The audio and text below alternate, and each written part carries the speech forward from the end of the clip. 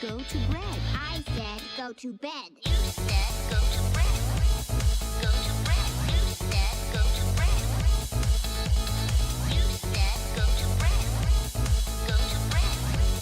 Go to bed. 3, 8, bed.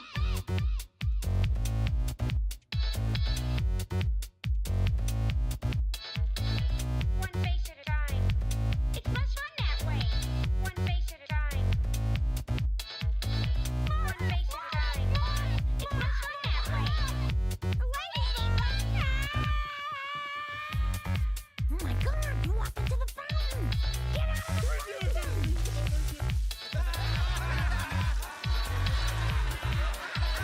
Don't laugh at me. I was once like you. You said go to bed. Go to bed. You said go to bed. 3, 8, bed. You said go to bed. Go to bed. Go to bed. 3, 8, bed. You said go to bed. Go to bed. Go to bed. 3, 8, bed.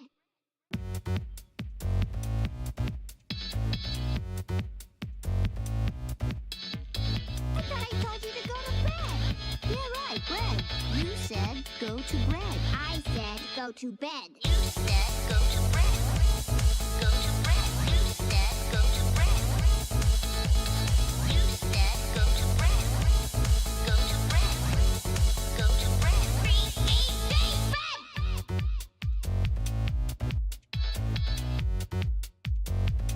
3, 8, bed. One face at a time. It's much fun that way. One face at a time. One face at a time. It's much fun that way. Oh my God! You walked into the fountain. Get out!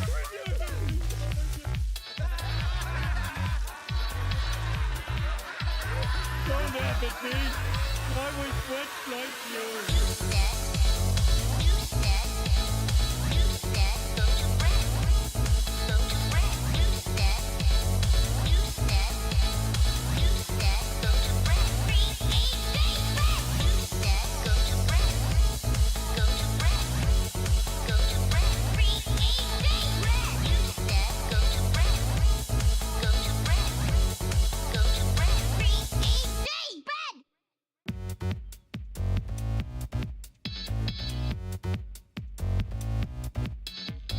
I thought I told you to go to bed. Yeah, right, Greg. You said go to bed. I said go to bed. You said go to bed. Go to bed. You said go to bed. You said go to bed.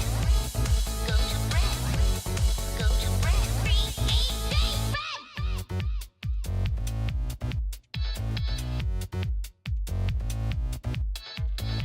One face at a time. It's much fun that way. One face at a time. One face at a time. It's much fun that way. Oh my God! You walked into the fountain. Get out!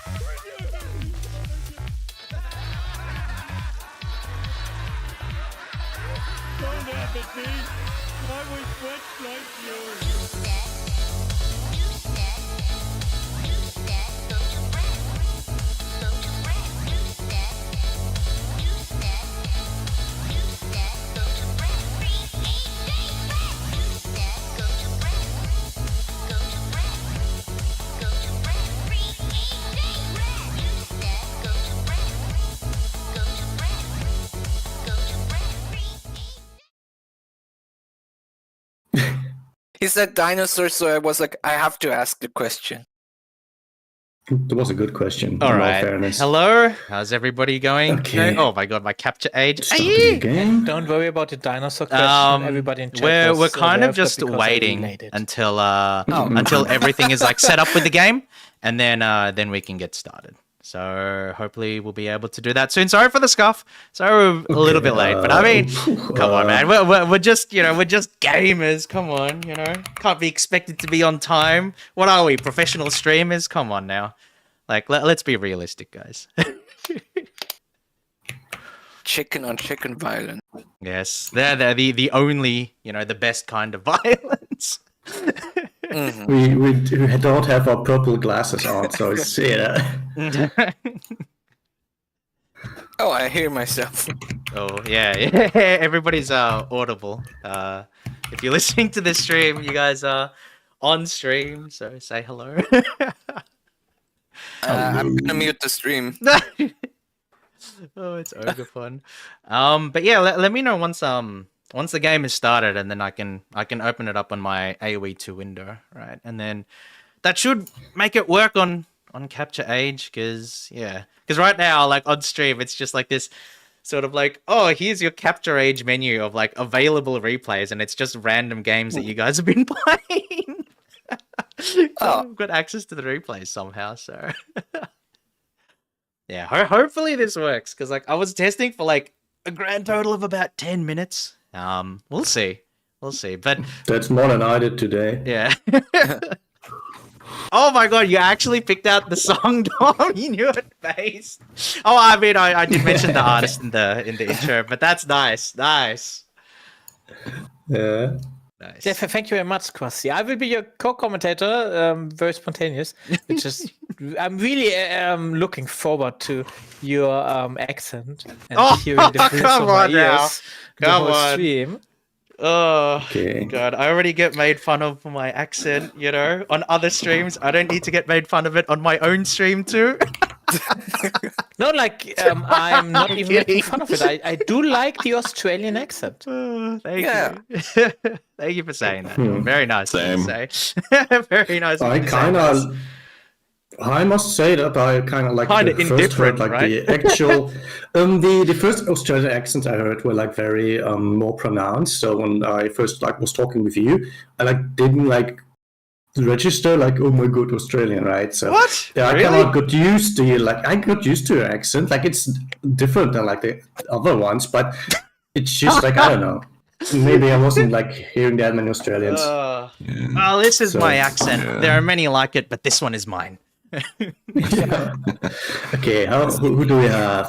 Everyone joined, right? Kaito, your game is working perfect. So we have like us three currently. Yeah. So wait, we could we got the ping going. We could pull in other people if they're up for it. Right. Pull them in. Okay, now I'm going to DM. DM. Okay, type. Sorry. I type with like one finger, so it's very slow, right? The clickety clack. Yeah, clickety clack. Clickety-click. Actually, I'm typing with both hands. I'm just still slow. Don't worry. Okay, hold on. Let me share capture age. 720, 30 FPS.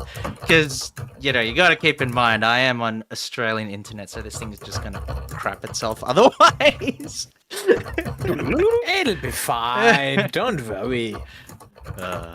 It'll be alright. Hopefully, the stream's like in decent quality, because again, well, I mean, the thing is like with Australian internet, it's like it's fine until it's not fine. So you'll have periods where everything is normal, and then like, okay, this is not even from me streaming perspective. This is just me like freaking watching a stream perspective. So I'd be watching a stream, and then it's it's fine the whole way through, and then all of a sudden it just like pixelates itself for like 5 minutes because the connection's really bad, and it's automatically turned itself into 360p just to keep the thing going, It's like, well, what am I paying this internet for, It's like... YouTube does the same, even here. YouTube has done the same issue with like... with you guys as well? Recently. Oh, yeah. Yes. Where you actually have good internet. Oh, jeez. Okay. Yeah, it's a YouTube issue. It's something on the European servers, and it's they don't know what it is, I think. By the way, sorry for sounding kind of weird today. I'm kind of, I don't know. Yeah, I just woke up, and I might have come down with something light, so might sniffle my now and then. Oh no. Oh no. But don't worry, like we are separated by microphones. And all No, that, but so what I if don't you think give you- like haven't you heard of a computer virus before? Like, come on. Like, fucking are you wearing your mask, you know? Like we talk about health and safety and everything, but I want to see you wear a mask and then have a pop filter for your microphone. Right? We need as many filters as possible. Viruses spread. Yeah, exactly. Exactly. Yeah. I mean, terribly maybe I sorry in shouldn't that say that. I was like, well, Discord's already full of sick people. It's like, oh, okay. Okay, wait. I'll walk that back a bit. I'll walk that back a bit. Okay. Hell yeah, I'm Wait. sick. Wait. Fully Beats is sick, about to let's sleep, go. right? Hmm? Beats is about to sleep, right? It's way too late for him to join. I think. Maybe, yeah. Wait, I'm forgetting. Well, he's in forgetting. Beats is in stream chat, but like Yeah, it- but the time is like awful. Yeah, so yeah, it's we like, can't really it's get like, in there. question Like, let's mark. be real, I wouldn't play that late. That's why I put the times as they are. Time to put let's not, myself into Zoom mode by doing energy drinks. let's not hurt Oh, the people. jeez. Oh, I see. Yeah. Jeez. I mean, Yes. isn't that a good tangent topic? Time zones are just illusion, right? Because I was up like 3 a.m. Or something like that.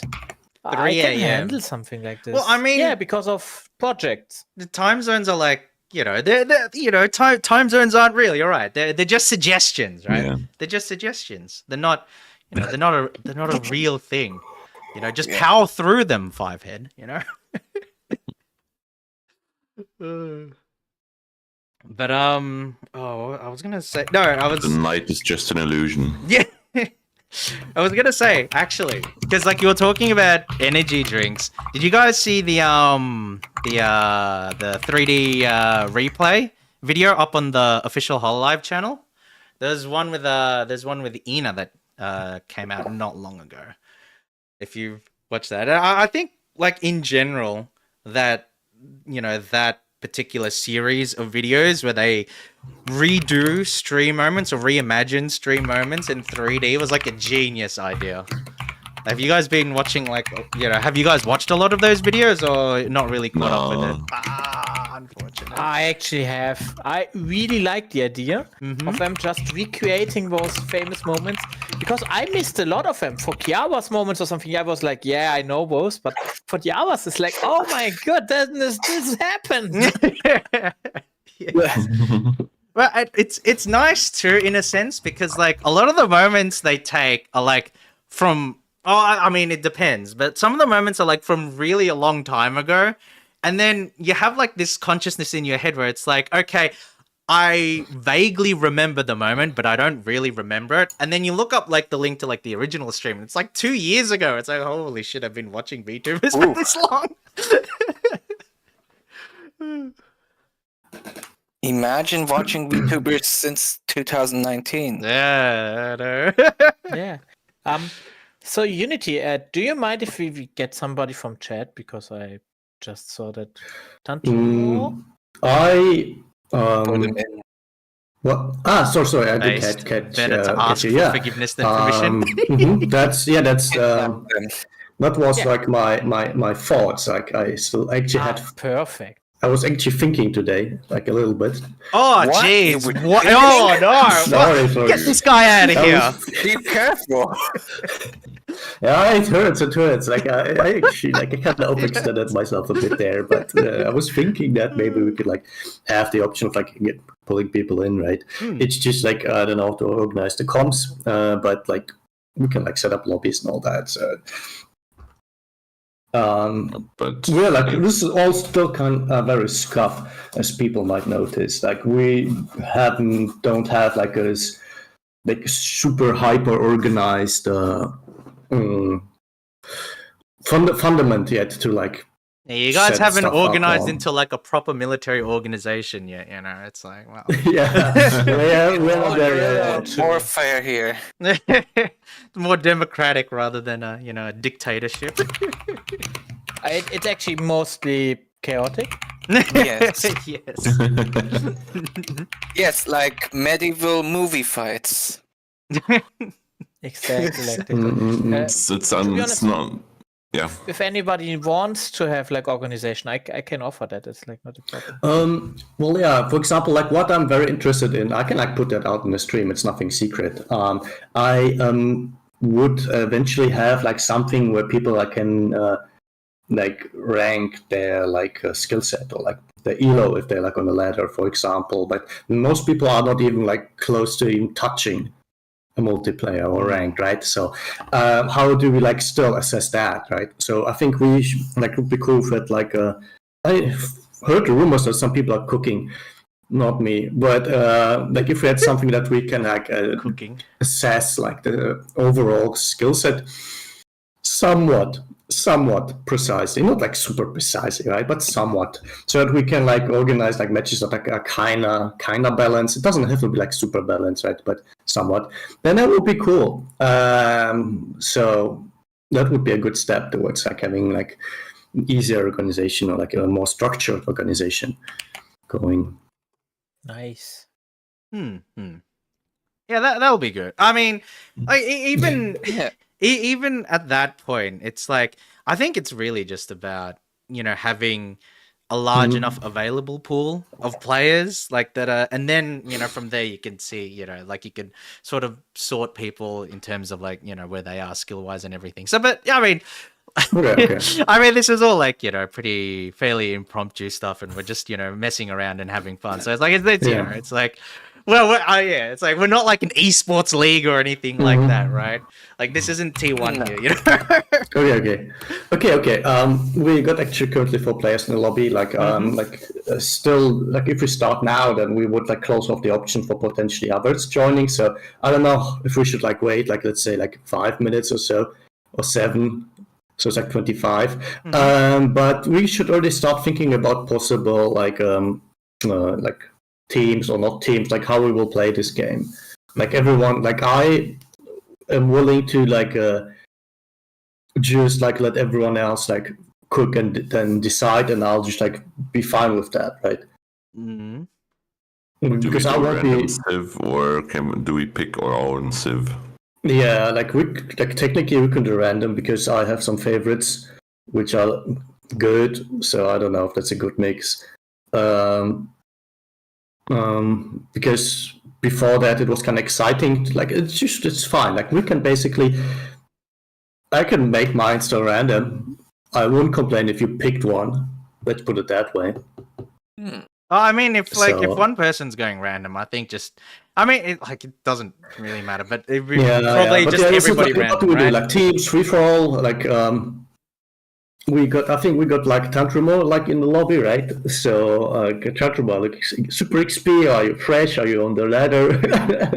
Like what's the deal? Good morning, Carmen. Good morning. Good morning. Morning. Hmm. Morning. Yeah, I hope everybody in chat's doing well. I mean, I say morning because all of you guys say morning, but it's like evening for me. It's like 9 p.m. It's like I'm like saying, "Oh, good morning," and it's like, wait, why am I saying good morning? You just adapting to like the I know, KFP chickens, which is it's very polite of you, so I appreciate that. I'm just like mean- all of you now. Yeah. I mean, according to Eurovision, you're European anyway. True. Yeah. True. That's good. Very true. Very true. Didn't the whole Eurovision? Hello, hey, we hear you. Hey, how you going? Good. I'm good. That's good. That's awesome. Really wanted to join after last time, so Yeah, nice. So what's your elo? How are you on the ladder? well, I mean, I've never played ladder, but I've watched a ton of competitive and played against the computers for a bit. So you So- already are overqualified. That's perfect. That's exciting. Wow, So all of us against Tim. Oh, God. Wow.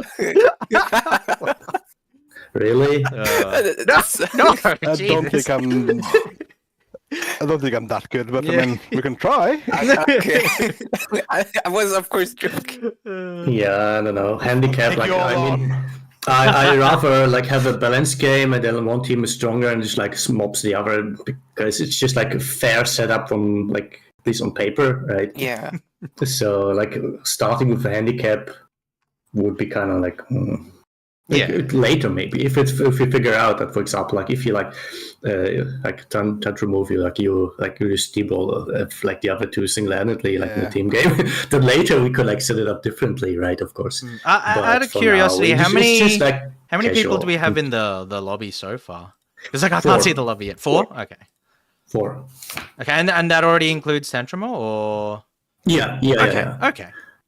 Because I don't know who else would be kind of available enough or awake enough to join us. Like I know that some people are around today, but rather later, and then now it's just a bit of a Yeah. It was a bit of a challenge to put it up like for 11, especially for those people who like worked like and slept very little.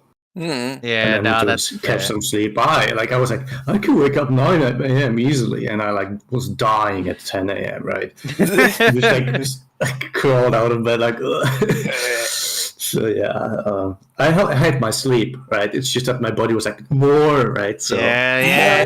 Well, I mean, that's like the I way got you enough. struggle, I right? got You have enough. like a rough week, and then like you just sleep for Yeah. like 12 hours a day on the weekends. You know? Yeah, but it will help me fall asleep sooner, so that's a good thing. I guess, except I won't be able to sleep again sooner if we like play until I don't know 1 or 2. Like, Okay, yeah, but yeah, we can basically like we can wait a little bit, and then we can just go do 2v2, I guess. We can. I don't know, how do we do the teams? I guess Tantrum and me can be on separate teams, and then like the other two basically just get. You can voice who you want to join, or I don't know who's a good overview of like skills and not skills but experience rather. In this game, it comes mostly down to experience. I mean, we can just flip a coin. Good at clicking, but if you don't know if you can be good at micro, but if you don't know like what does what, you will be still at a loss. Rampart is a very knowledge-based game. Yeah, that Exactly. would be me probably. Yeah. What I noticed, Space, like in previous games, is that you basically always had like a good economy, but you often like build units which can like do some damage, but you would have had the economy to like go even harder, be like, yeah, I don't need those units, I'm going for like even better ones. So for example, that's just one thing that I noticed. So basically you are good enough with economy stuff to like build the real top tier stuff, right? And if you like manage to like get like, I don't know, full population cap with like good economy and good units, then it's really difficult to like go against you. So I think that would like look like an experience thing, for example, right? Yeah, I kind of noticed I'm playing more like a hoarding cheap hoe. Those Give me units all the actually are good. resources. They have the merit. Give me but, all the you have to use them resources, quicker because they got like let's say in feudal age, like a scout or like the light infantry, like start of the castle age, they can do a lot of damage. But at the end of the game, like they just get like outgunned very like easily. But if you put them to use early, you can like fill like the gap in the army after they've been killed with like stronger units. So you can still build them, but then you just like you use them to like do some damage, right? Kill a bunch of stuff. So even if you lose them, you just like fill that gap up with like strong units. So that could be a strategy. However, it's always like depending on the game how the momentum like twists. If you like all the time in a defensive game, right? If you're turtle, then like what do you do with those, right? So you can't just like use them like throw them at the castle. Yeah, it depends. Sorry, I'm tangenting already, man. Let's go back to like organizing. It's painful. I'm a noob. I played for 3 weeks. Might be 4 weeks by now. Yeah. Okay, if you know, that Also helps. rather new to the game, but not to RTS in general. So So what RTS? I'm gonna go off on a tangent. So what RTS game did you play? Like outside of the Age series, is it like Warcraft, Starcraft, that kind of thing? Yeah, especially the Warcraft 3 and Starcraft 2 holy I've played for a bit. Holy base, nice. Did you ever play competitively, or was just like taking it casually and watching some? It's more like casual stuff. It was for like LAN parties. My god, yes. Okay, yeah. And campaign and casual. We get some multiplayer with friends. Yeah, because I remember, because this was back when we still had like internet cafes and that. And I remember some weekends I'd go with my friends and then we'd play like, it would be like a collection of games. You'd have like, CS and all of that. And then you'd play, like Warcraft 3. And this was actually still before like Frozen Throne. So this was like Reign of Chaos and everything. But, oh man, I've like a lot of good memories of like that kind of experience. So it's cool because like now that everything's moved online, like it feels different. Like it's still fun, obviously, but it's definitely very different to one. Like, it's definitely different to when you have like all these fucking special about all these you and your stinky friends nerds sitting like in the same locked room together in like a room, just yelling at each other. Yeah. It is Yes, different. there's always the threat that you can let out your anger on them physically. Oh, the worst one is that like you'd have to sit people apart because someone is gonna try and screen peek. It was just like, oh come on. Yeah. Oh man. But yeah. Definitely a different experience, but that was fun. Yeah, definitely had a lot of fun. But no, that's cool. My hands are cold. Let me. I'll AFK for a little bit. You can like talk about like team selection, I guess, in my absence, and I'll just accept whatever. When I come back, I need to like turn up the radiator. My fingers are freezing, and I might make. So who's currently in the? Oh, okay, yeah, it would be Kaito. We got the lobby. We got Space, Kaito, Space, Tantrum on me. Yep. Okay. Well, I mean, if we talk about teams, I'm not too sure. You watch some games. Okay, anyway, I'm going to mute myself because I'm going to make a coffee, and you know how that sounds.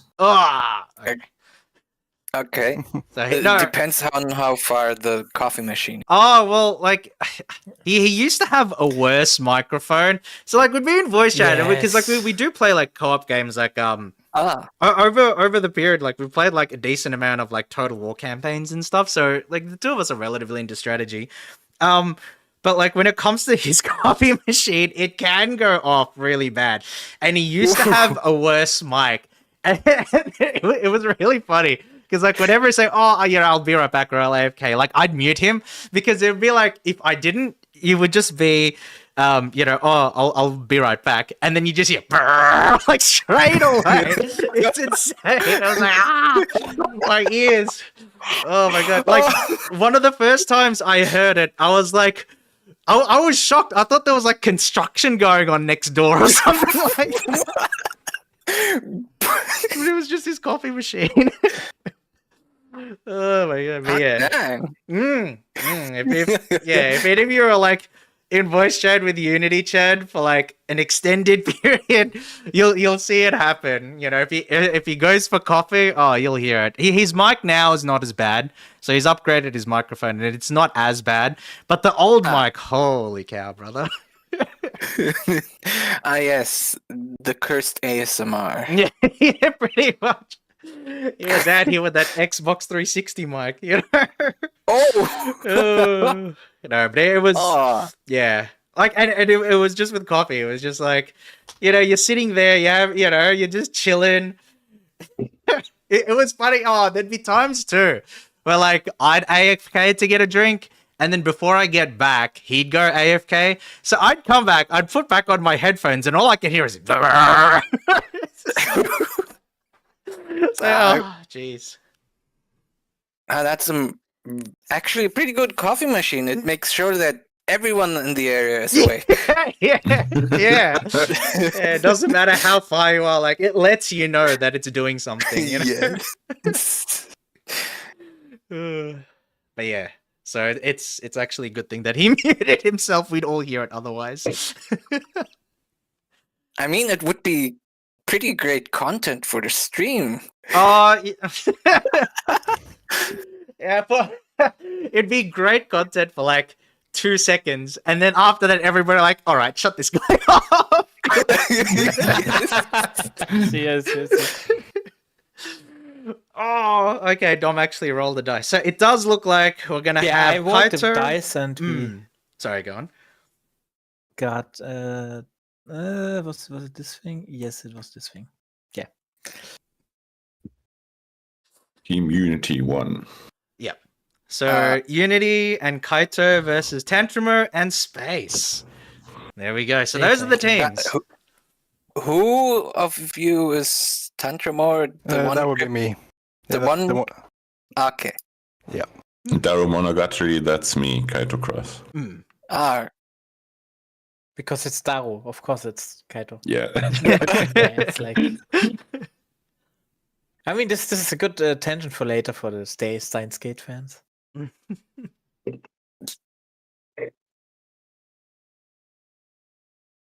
But yeah, I didn't take like 10 minutes to figure out the dice rolling plug, the dice rolling plugin, and just roll all of them at once. And the chances were like everybody against Unity. What?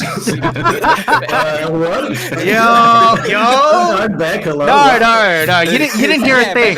You didn't hear a thing. Don't worry about it. Don't worry about it. It was nothing. Don't worry about it. we were We got a 2v2 figured out.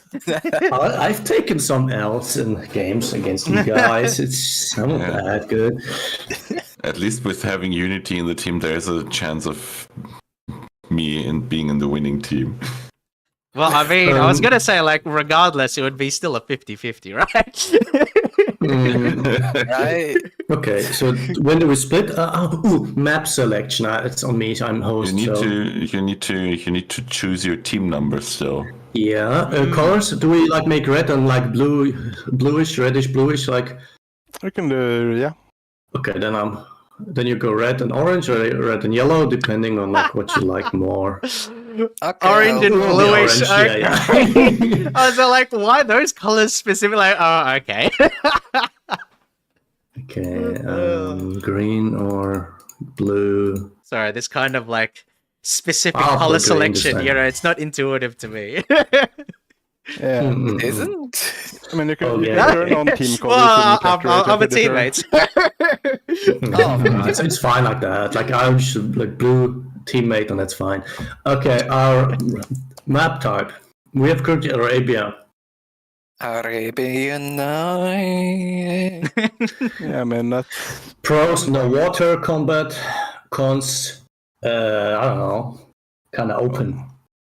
So what do you got? Sad. If you get one positive, it's gonna be pretty Hate bad. sand. Exactly. Rough, coarse, and irritating, and it gets Yeah, it's everywhere. everywhere. I mean, Yes. if I could suggest a map, I would go with Black Forest just because.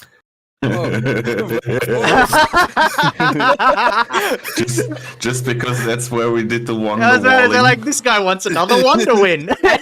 Maybe He wants another one to play. Which, yeah. Yeah, Okay. you know, like Why you, not? you go Black Forest, and then like I'm- 20 minutes in, like there's no forest left because everybody's been mowing it down with siege.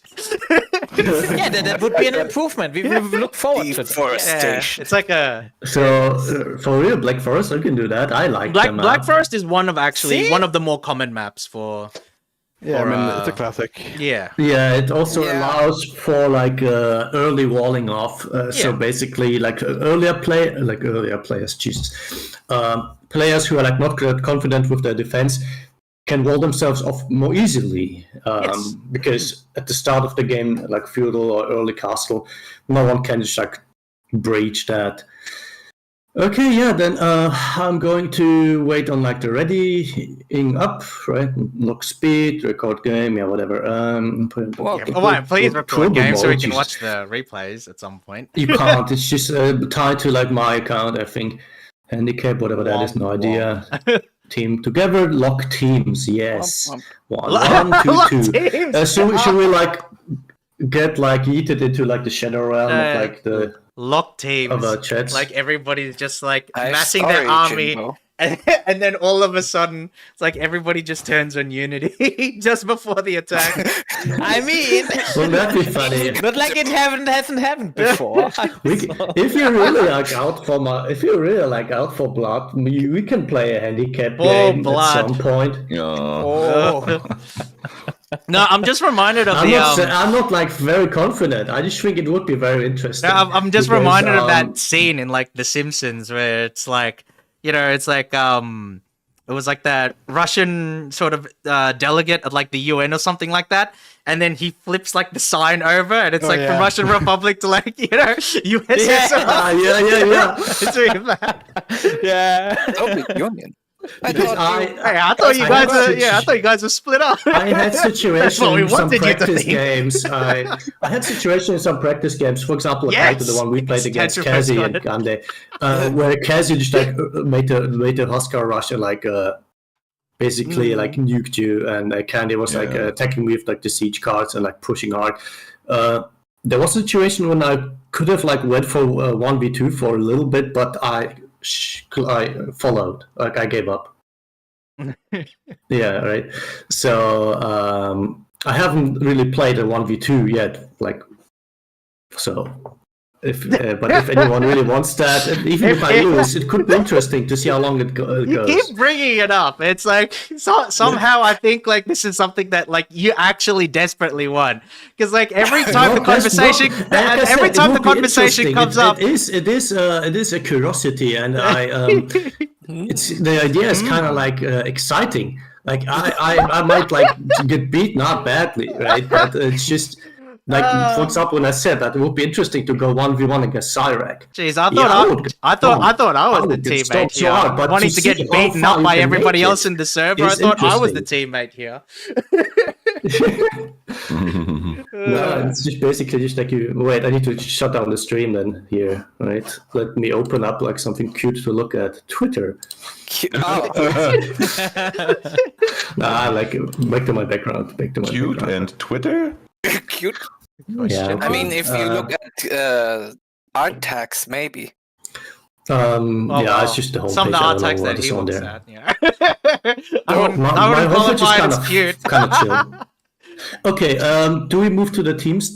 Team here, voice chat thingies then, or Team chat.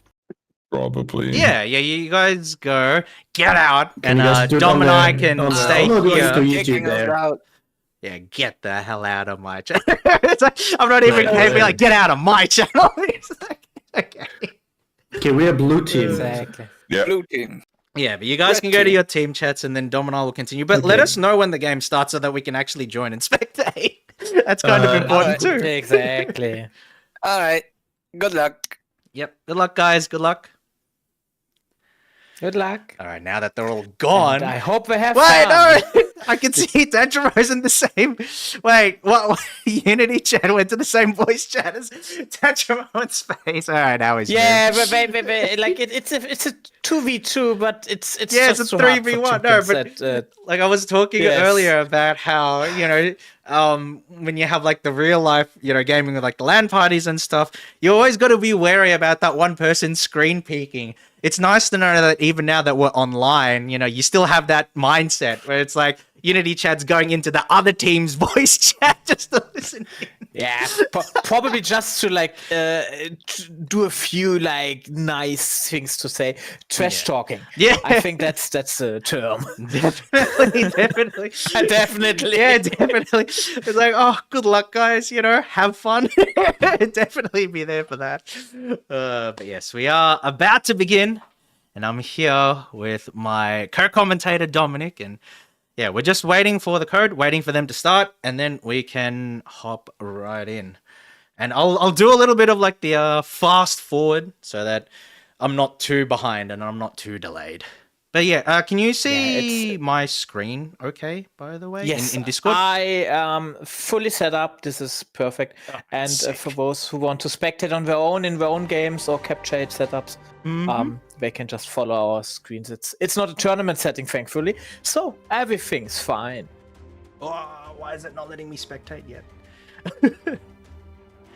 Nani? But maybe one day we can actually do a tournament. It would be Oh, pretty- that would be pretty fun, sick. Like the road to my- ranked, my not AoE's just for crashing. Kiawa, just for us. My AoE's Yeah. crashing. My AoE's no. crashing. Ah, And it crashed, but it's fine. That happens. Just restart it. it's over. Oh, okay, no, I'm restarting AoE. No. It's just a few unexpected errors that Nah, are occurring right it's now. fine. It's fine. I mean, look, I'm Australian, okay? I have like unlimited allowance for technical scuff just because of where I live. So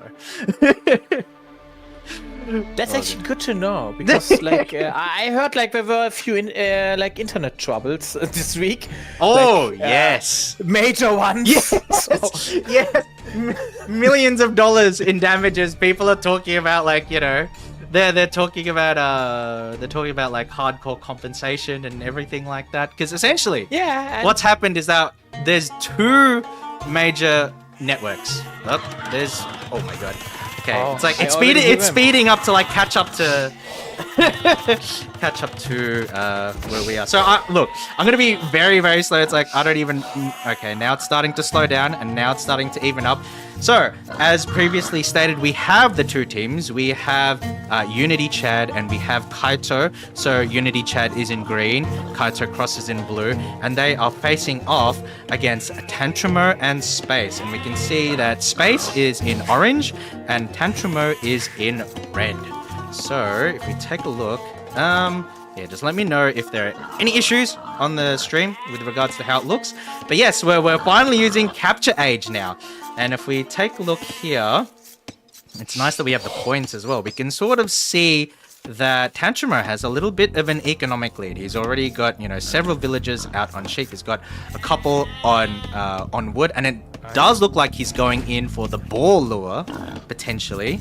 Yep, there you go. We can see he's got that one villager. And the idea, essentially, is because boars are such a huge source of food, the idea would be to just bring them and, rely on them as opposed to other more finite sources of food. And it looks like he's doing the manual kill, and he's got it there. And he's bringing all of his other sheep in as well.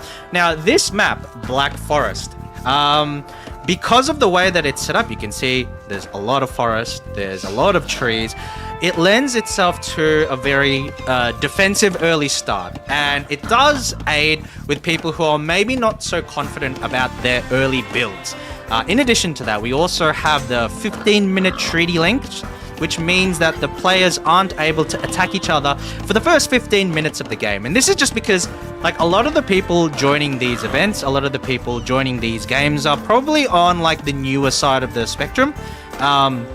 Because, look, a lot of the people got interested in Age of Empires 2 because Kiara started playing it again recently and, competed in that Hollow Live tournament.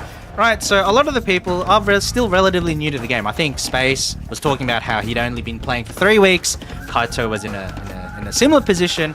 So we have a lot of players who are maybe not as confident with early game aggression and running meta kind of build orders and meta kind of strats.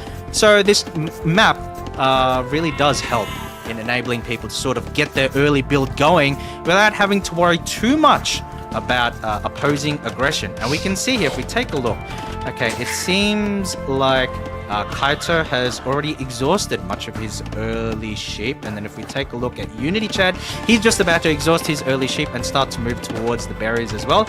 If we take a look at Tantrumo, it looks like he still has, working off the boar and is using his scout potentially, pretty aggressively. We can see his scout is actually moving out towards there in the corners to try and see how much of his enemy's territory that he can take a look at. And if we take a look at Space as well, Space is he's exhausting his sheep as well. But we can see that Space actually, we can see that he's done a pretty good job at placing his lumber camp, because this is like right in the center, and for a decent amount of time, like he'll have a pretty strong wood line.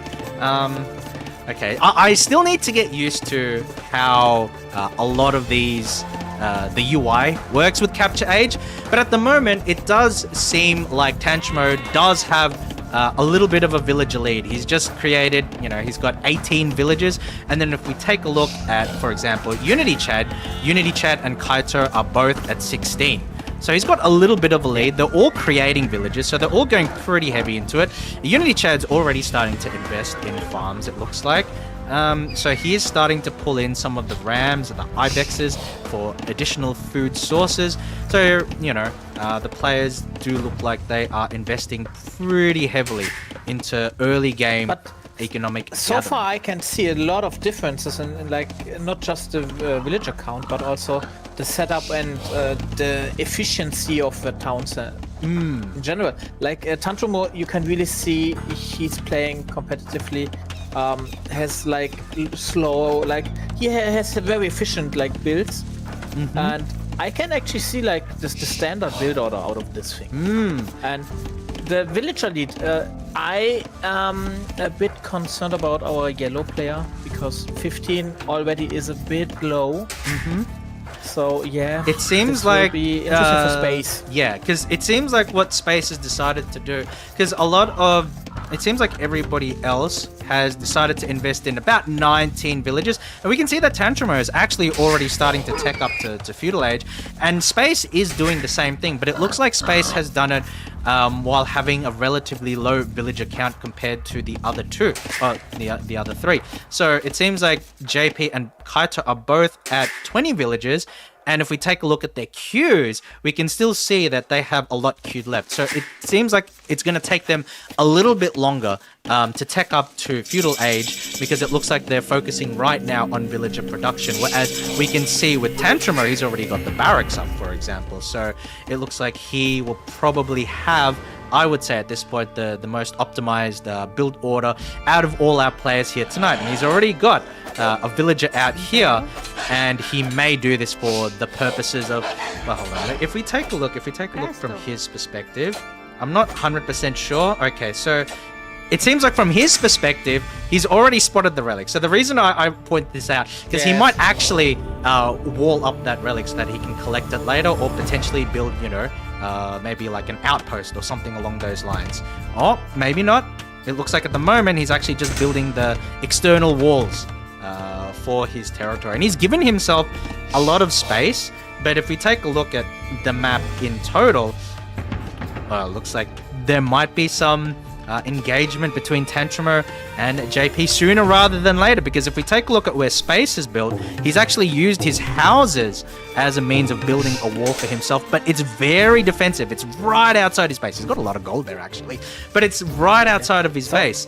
Kaito has not built a wall. I really like the walls that Tantrumo was using, because it's not too over-engaged. He can still defend this. Yes. And Yes. you just can see that there's a lot of experience in this kind of position, not to overextend into Unity's territory. 100%. What will actually be interesting will be to see, because it seems like Unity is starting to build his buildings in an offensive way. So the idea would be to like build forward barracks, build maybe forward archery ranges, that kind of thing, in order to reduce the amount of space between himself and his enemy. But I do agree with you, Dom, that Tantrumo has sort of built his walls really cleverly, because we can see here that it's actually gating off Unity Chad's potential, build for growth.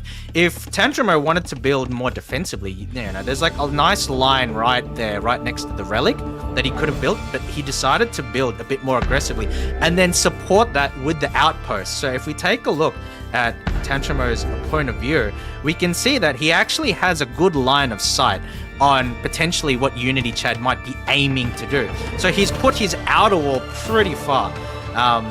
Then that's enabled him to have a little bit more insight, because you can see the tracks are there, so there's a building there. You can see he's building the gate. So I feel like between all of our players, Tantrumo and Unity Chad will probably have the first kind of engagement between the two, just because of how aggressively they're both choosing to build. We can see if we move to Unity Chad's perspective, we can see that he's actually snuck in a scout, which is pretty good. Like, he's been able to sneak in a scout before everybody else has built up all of their fortifications.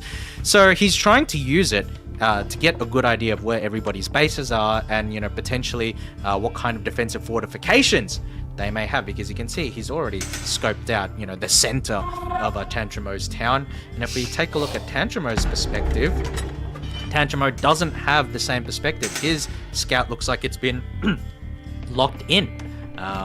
It'd be interesting to see how that sort of pans out later in the game. Though, in saying that, there is actually a big hole. I'm not sure if the players realize this. Yes. There's a big hole. I don't think so. Yeah, in the middle of the map. And that just goes down to, the random seeds of Black Forest. But I know that in our previous game last week, there was no opening in the middle of the map. So some of our players might actually make the default assumption, which isn't even a terrible assumption, that the middle of the map is completely locked out.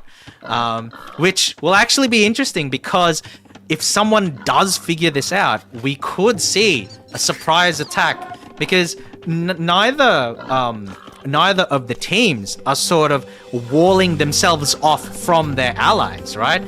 Unity Chad is not walled off from Kaito, and Space is not walled off from Tantramo, right? So if a team especially is able to take advantage, you have all of these walls and you have all of this build-up, especially between Unity Chad and Tantramo, but it might not even matter because there's this giant hole in the middle of the map. And it's easy for us to see because we have omniscient view of this thing, but it will be really interesting to see if they figure it out.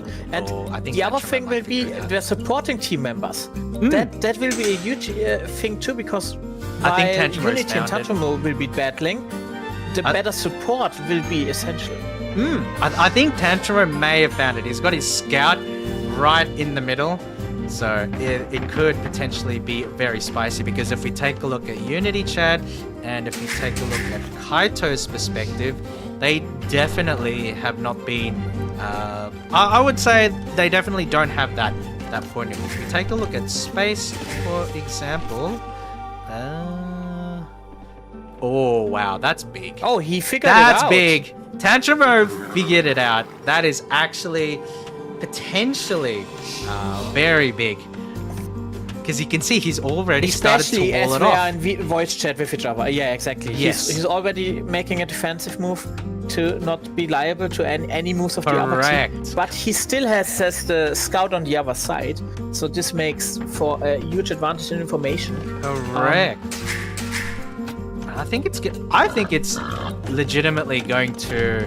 I think it's gonna turn the game. If Unity Chad and Kaito, if they're not on top of it, I think it could potentially be a game changing. Though I will say, Kaito has built an outpost right near the area, and it's unfortunate that he hasn't prodded further and scouted further to actually view the giant hole in the map. But I think the fact that he does have at least an outpost there gives them some reprieve. There's a little bit of a Yes. some reprieve, which is pretty good. But the other issue with outposts is I do love outposts, because you see it's a good measure, but it's an active measure. You need to look at the minimap, because if the enemy doesn't attack the outpost, you will not get a notification. They can just snuck by and get a few villagers. And villagers in this game, even a little bit of a delay in villagers will be making a huge difference in resources in the end. Yes. And at the moment, we have with Space only 25 villagers, which is not a lot at this point in time. Correct. He is already taking up, so he is trying to advance fast. But we will see how this will work out in the long term. The other aspect of it, I think, is that because I can understand the desire to tech up really quickly and get like a fast castle, but I'm not really sure that he has the underlying economy to support the military production that would be necessary as a result of fast castle. Because if we take a look, he's only started just getting gold. Like, he has a lot of food, he has a decent amount of people on wood, and it looks like he's starting to send some of his villagers a little more aggressively. And also, Ferrari in chat, yes, I believe all of the civilizations in this game have been chosen at random. We can okay. Yes. So it they were does look like it does look like Space is. I do think.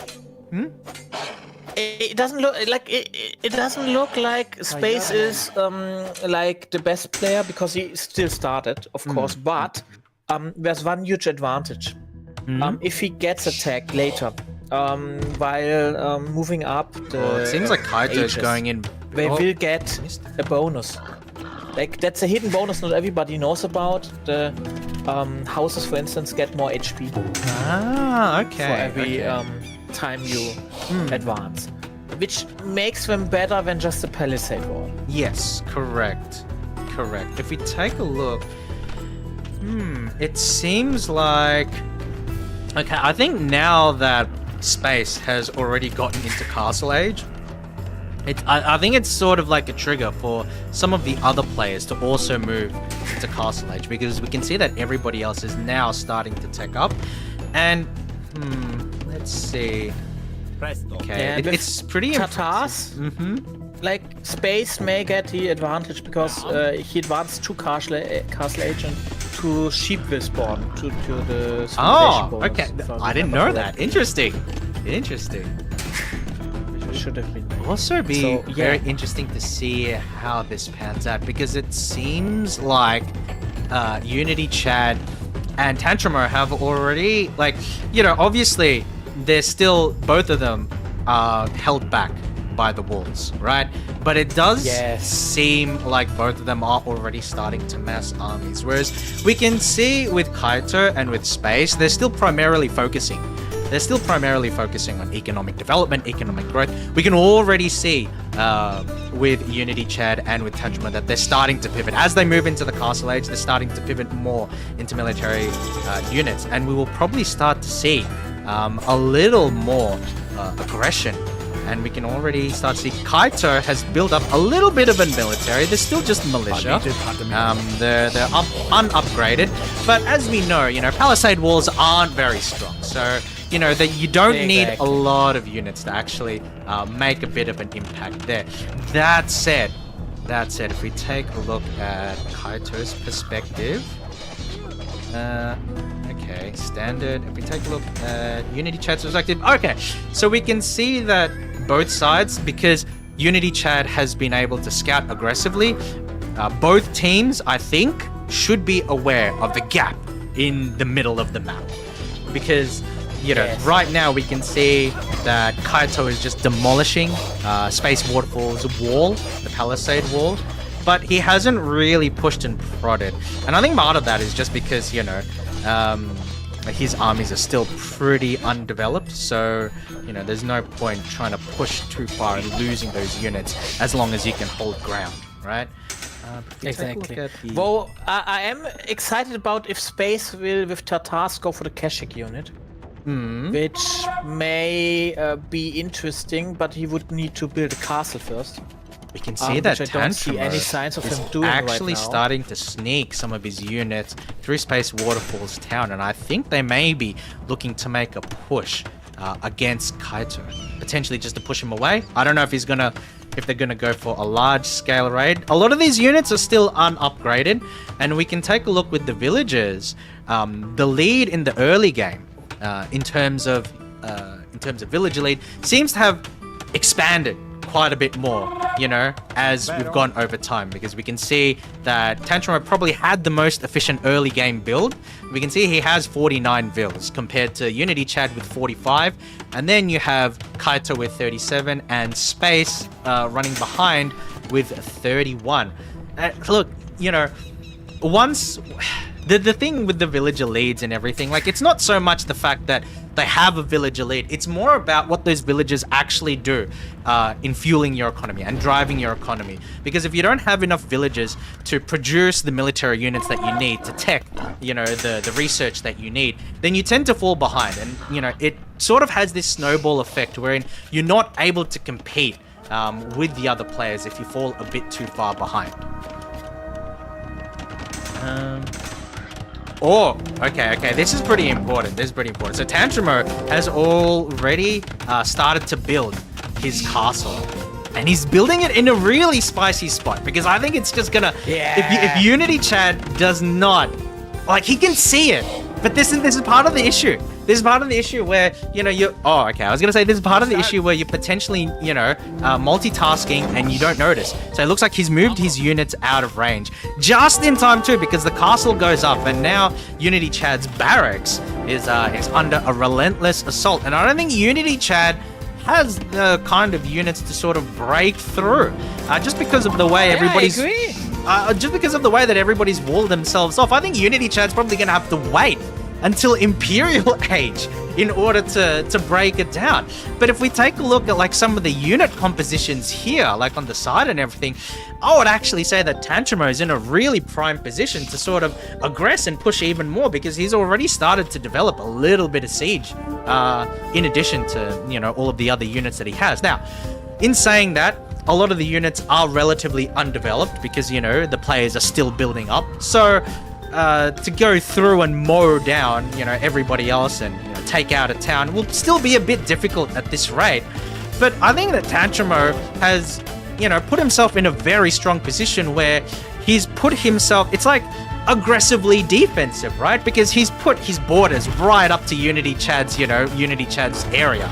And he's got siege pinging away from behind walls. He's got his defensive castle set up. So even though it's a defensive kind of position, he's placed it very aggressively, meaning that Unity Chad has to react to him. And while all of that is happening, there's still the giant hole in the middle of the map that it doesn't seem that Kaito and Unity Chad have really put much effort into defending at this point in time. And so that could potentially point out to be a fatal mistake. We might see a pivot, because the castle, you know, all of the eyes are on Tantrumo's castle and he's got his own siege weapons there. But then he could just move the majority of his land units, of his military force, through the middle of the map and completely bypass the castle. The castle was just a defensive structure. Very interesting. And Unity was forced to make a defensive castle of his own. Yes. Meanwhile, the army of Tantrumo and Space are collected in the north. So if now a push happens, they could do a counter push. And I'm just waiting for this push to happen sometime. Yes. Very true. Very true. Very true. Because very interesting, and you see the updates coming too. And updates usually are a sign of, okay, some aggression will come soon. Yes. Yes. And now we see the defensive castle. Yes, the defensive castle coming in from Kaito. And look, at this point, it's going to be very, very necessary. I think that if they don't have some sort of defensive structure to sort of rally around on the north part of the map, you know, they're really liable to getting rolled over, because Kaito has built fairly defensively. His palace, or the palisade wall that Space Waterfall has put through there is rather aggressive. And so essentially what happens is that they've defined the borders right next to Kaito's town, as opposed to right next to Space's town, which obviously gives the initiative to Space Waterfall and to Tantrumo. And the other thing is, with Unity's castle, it's more aggressive and not so defensively, because if the wall falls, what stops Tantrumo from just like ignoring the castle and walking straight to the town center and killing some villagers? 100%, 100%. I will say that he's done the cheeky here. You know, Unity Chad's done the cheeky here. He's starting to garrison some of his units inside the stables. So I think that if Tantrumo decides to roll through with some land units, he might be in for a little bit of a nasty surprise. That said, I do really like Tantrumo and Space Waterfall's position here. The only thing I'll mention is that I think that Space Waterfall's villager count is very, very low. And the issue with that, there's no issues at the moment because they're not aggressing each other. We can actually, but the problem that I see is that once these engagements start to go through and people start to lose their armies, I feel like Space Waterfall is going to be really, really behind on replenishing those armies, because his villager and his economy count is significantly weaker than the other players at the moment. And I think actually it is an issue for the last 10 minutes already. And you should never stop producing villagers in this game. There's normally no reason to ever stop that, because it just snowballs into a resource advantage. Yes. And a resource advantage of 10k in the end. Like, this can make huge changes, and it's seems like in the end, like for the last game I played, I told Unity 2. In the end, they lost because of the economic issues and not being able to defend my raids. I do like that they were able in this map to defend better, which is why I suggested it to it. It's easier to defend it. Yes, but space correct. isn't even walled up, so if there would have been no army on top, they could just raid it. It seems like Tantramo has actually taken the initiative and built a defensive castle at the end of Space Wars territory. I think he's doing a really, really good job, and it's probably just the experience at play where you have the resources available. Now, here's the thing, right? Because Unity Chad's wars have been attacked by Tantramo for the longest time. You know, there is a potential that you could mentally just tune it out and not really think about it anymore because it's like, okay, the wall's going down, etc., etc. But if we take a look, Tantramo is building a gate. He's sending he's getting forces ready. So there is the possibility that we may see the first major engagement between our players today. And I'm really excited. From chat, there was like a good thing a few minutes ago. To Ferrari said, yeah, a flanking move against Tantramo is impossible. And I totally agree because he has the whole map like in his mind. You can see the map awareness as well. Correct. Like, he has fantastic map awareness, and he's played rather proactively to ensure that his outer borders and his line of sight extend as far as possible. If we take a look at his line of sight, because he is allied with space, so he gets benefit from that outpost, but we can see it actually extends the whole way through the map. He's built rather aggressively with a lot of his walling, and he's got his outposts, he's got his castles. And so essentially what he's trying to do, even though this is still a large map, even though, the two sides are still separated, what Tantramo has been able to do really, really smartly is sort of plant himself in strong defensible positions to pressure, So all of these points are potential pivot points or potential pressure points for Unity Chad and for Kaito. And so Tantramo has put himself in a position where he can sort of attack from any one of these points, or he can also retreat to any one of these points if necessary. And as we're saying this, it seems like Tantramo's already teched up to Imperial, and he's got his first Trev up, and they're starting to make an attack on Kaito's outer bombardment, outer fortifications. We can see that the armies there for space and for Tantramo are starting to mass up, and Kaito is starting to bring his troops to engage. However, it's a 1v2. Unless the castle really pulls its weight. Already see the issue. Like, space just guarded his trebuchet and ran into the castle. Meanwhile, Tantramo knows the range of the castle and just keeps behind the lines and fires away because they cannot do anything. As long as they cannot kill the trebuchet, this castle will go down. And we can see Unity Chat, unfortunately, has lost all of his units without really getting anything in return for it. It's sort of like wasted resources because he's gotten to a point where he's trying to engage and find the trebuchet, but what's happened is that, they've just gotten demolished by all of Tantramo's ranged units, which are... On the south wall, if you look at the southern castle of Unity, you see it is done. Oh my god, I didn't even notice that! They coordinated the attack and to take one out while they attack on the top one because it was just a coordinated effort. That is very well played by Tantramo. Both castles are down, and Kaito and Unity Chat aren't really in a position to respond. And if I look at the armies, like you see all of the armies on top of the UI, and with a bit of training, you see Unity has a lot of army, but if you look at his teammate, Kaito's lost his entire army. He's lost his entire army and his villagers. He's lost his villagers to the. He's lost his villagers as well, trying to rebuild the wall. Unfortunately, now that Kaito's units are all out of the way, they're all dead and buried. That leaves Tantramo and Space to attack that area with impunity. However, Unity Chat isn't exactly in a position to help because Tantramo is keeping enough pressure on the south of the map as well to keep him busy. Exactly. Meanwhile, updates for the siege units are getting research from Tantramo, which will devastate anything the defense can forward. Yes. I think once... And murder holes! It's coming! Wait. Tantramo's broken through. He's broken through, and he's... Oh, look at this micro, Dom. He is just shredding through Kaito's units. One by one shot, one kill. First the swordsman, now the villagers. Yes. I think that Kaito is desperately trying to get his villagers to build a castle, but they're in a really disadvantaged position. Unity Chad trying to come in for the save, but that's the advantage. But unfortunately, Focus fire. yes, No chance. Yeah. yes. Unfortunately, he's in a spot where he can't really help because Space Waterfall is coming up through the rear.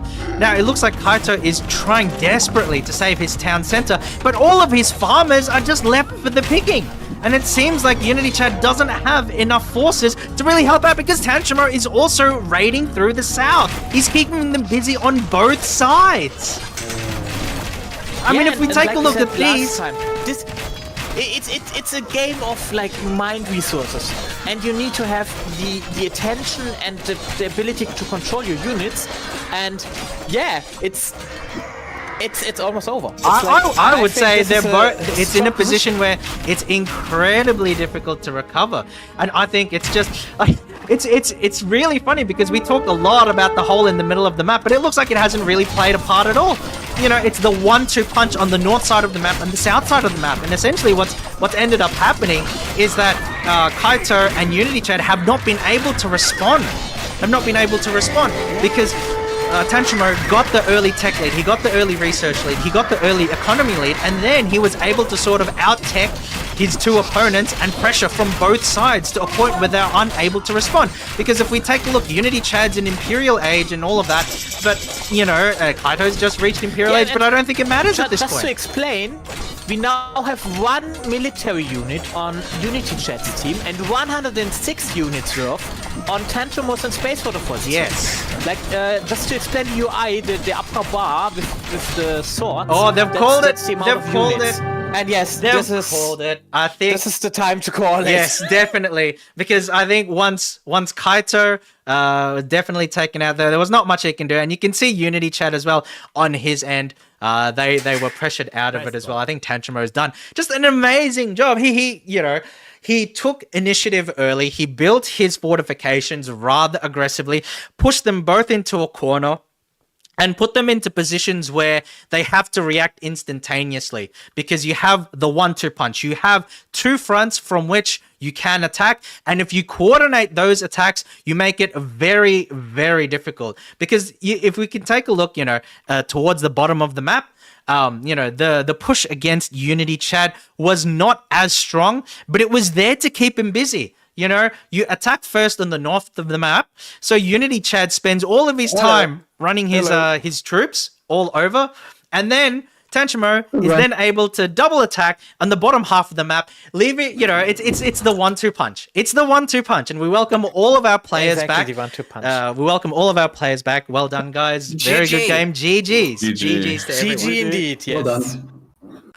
It was a 1-2 punch. Well done. Well done, everyone. Well done. Good game. Good games.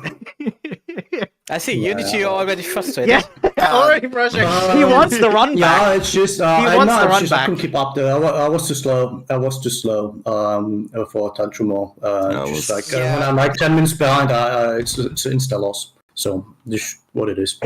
Yeah, I think it was pretty much decided when I got imp so early because I could just take down all your castles. Yes. Yeah, yes. exactly. Yeah, I was still shooting him. I was like, okay, good. Yes, because I didn't have the. I needed the. I didn't have the economy to spam knights to just fill the map, and all the upgraded units just broke my back. Yeah. I forgot to build a smithy for some godforsaken reason. I just realized that now. That hurts. No wonder that hurts. Then in the game, I didn't even figure about it. Wait, why did they die so quickly? I'm like, oh wait. There was. So yeah, it was. Everyone was a good game. Everyone was a good game, and I'm like, wait a second, it wasn't good.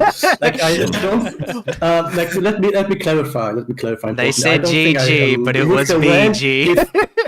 If the way it went, I wasn't quick enough, so I think I would have lost anyway. But I still played some of those things badly. I don't know why. There were a couple wake of up and eat more things coffee that and- I noticed, but a lot of it happened very quickly. a That lot of units, a lot of it happened being very like- quickly where you couldn't get like the analysis through. But the one thing that I'll mention for the sake of the chat and everything, one of the things that I was really impressed with, aside from Tantrumer catching that hole in the middle of the map and then walling that up just to make sure that nothing would go through, one thing I did like was the way in which the scouting happened. And so Tantrumer was actually able to build his walls rather aggressively, because I think at the time they were, you guys were both in feudal, and Unity Chad was like building a barracks on like the edge of your base.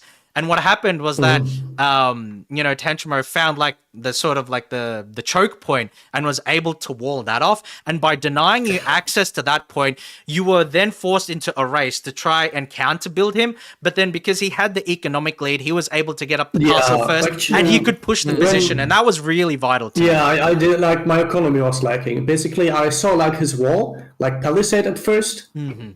Like palisade is nothing. You can breach easily. I was like, Yeah, that's actually a good so- spot. That's a good spot. I'll put my wall there next to a palisade. And then when I saw you making stone walls, it's like, hey, you can do that.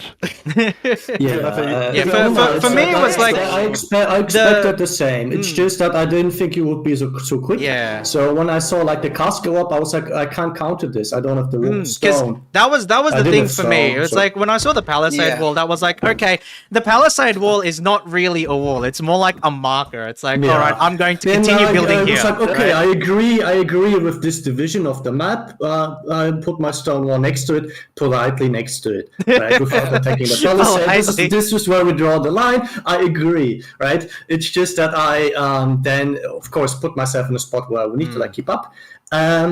I just had to spread my armies. I sent out my Mamelukes to die. I sent out my like knights to die in the north. Oh, the other So- thing that I'll point out was that Tantrumer also built a castle in the north to help protect Space Waterfalls Town. And when I saw the Yeah. castle in the north, I said to myself, wait, if he builds a Treb out of there, it's probably over. And then I saw the Treb come out and attack Yeah. Kaito's castle. I was like, okay, it's probably over, because I saw the mangonels at the bottom half of the map still attacking the wall. I'm like, okay, you're gonna crack open Kaito's wall and then Yeah, crack open that was Unity's cooking. wall. I was fine. I was fine with like my wall going down. I was like, yeah, I have the units, but then I sent them all north, so I didn't have the units. Yeah, no, but that's what I mean.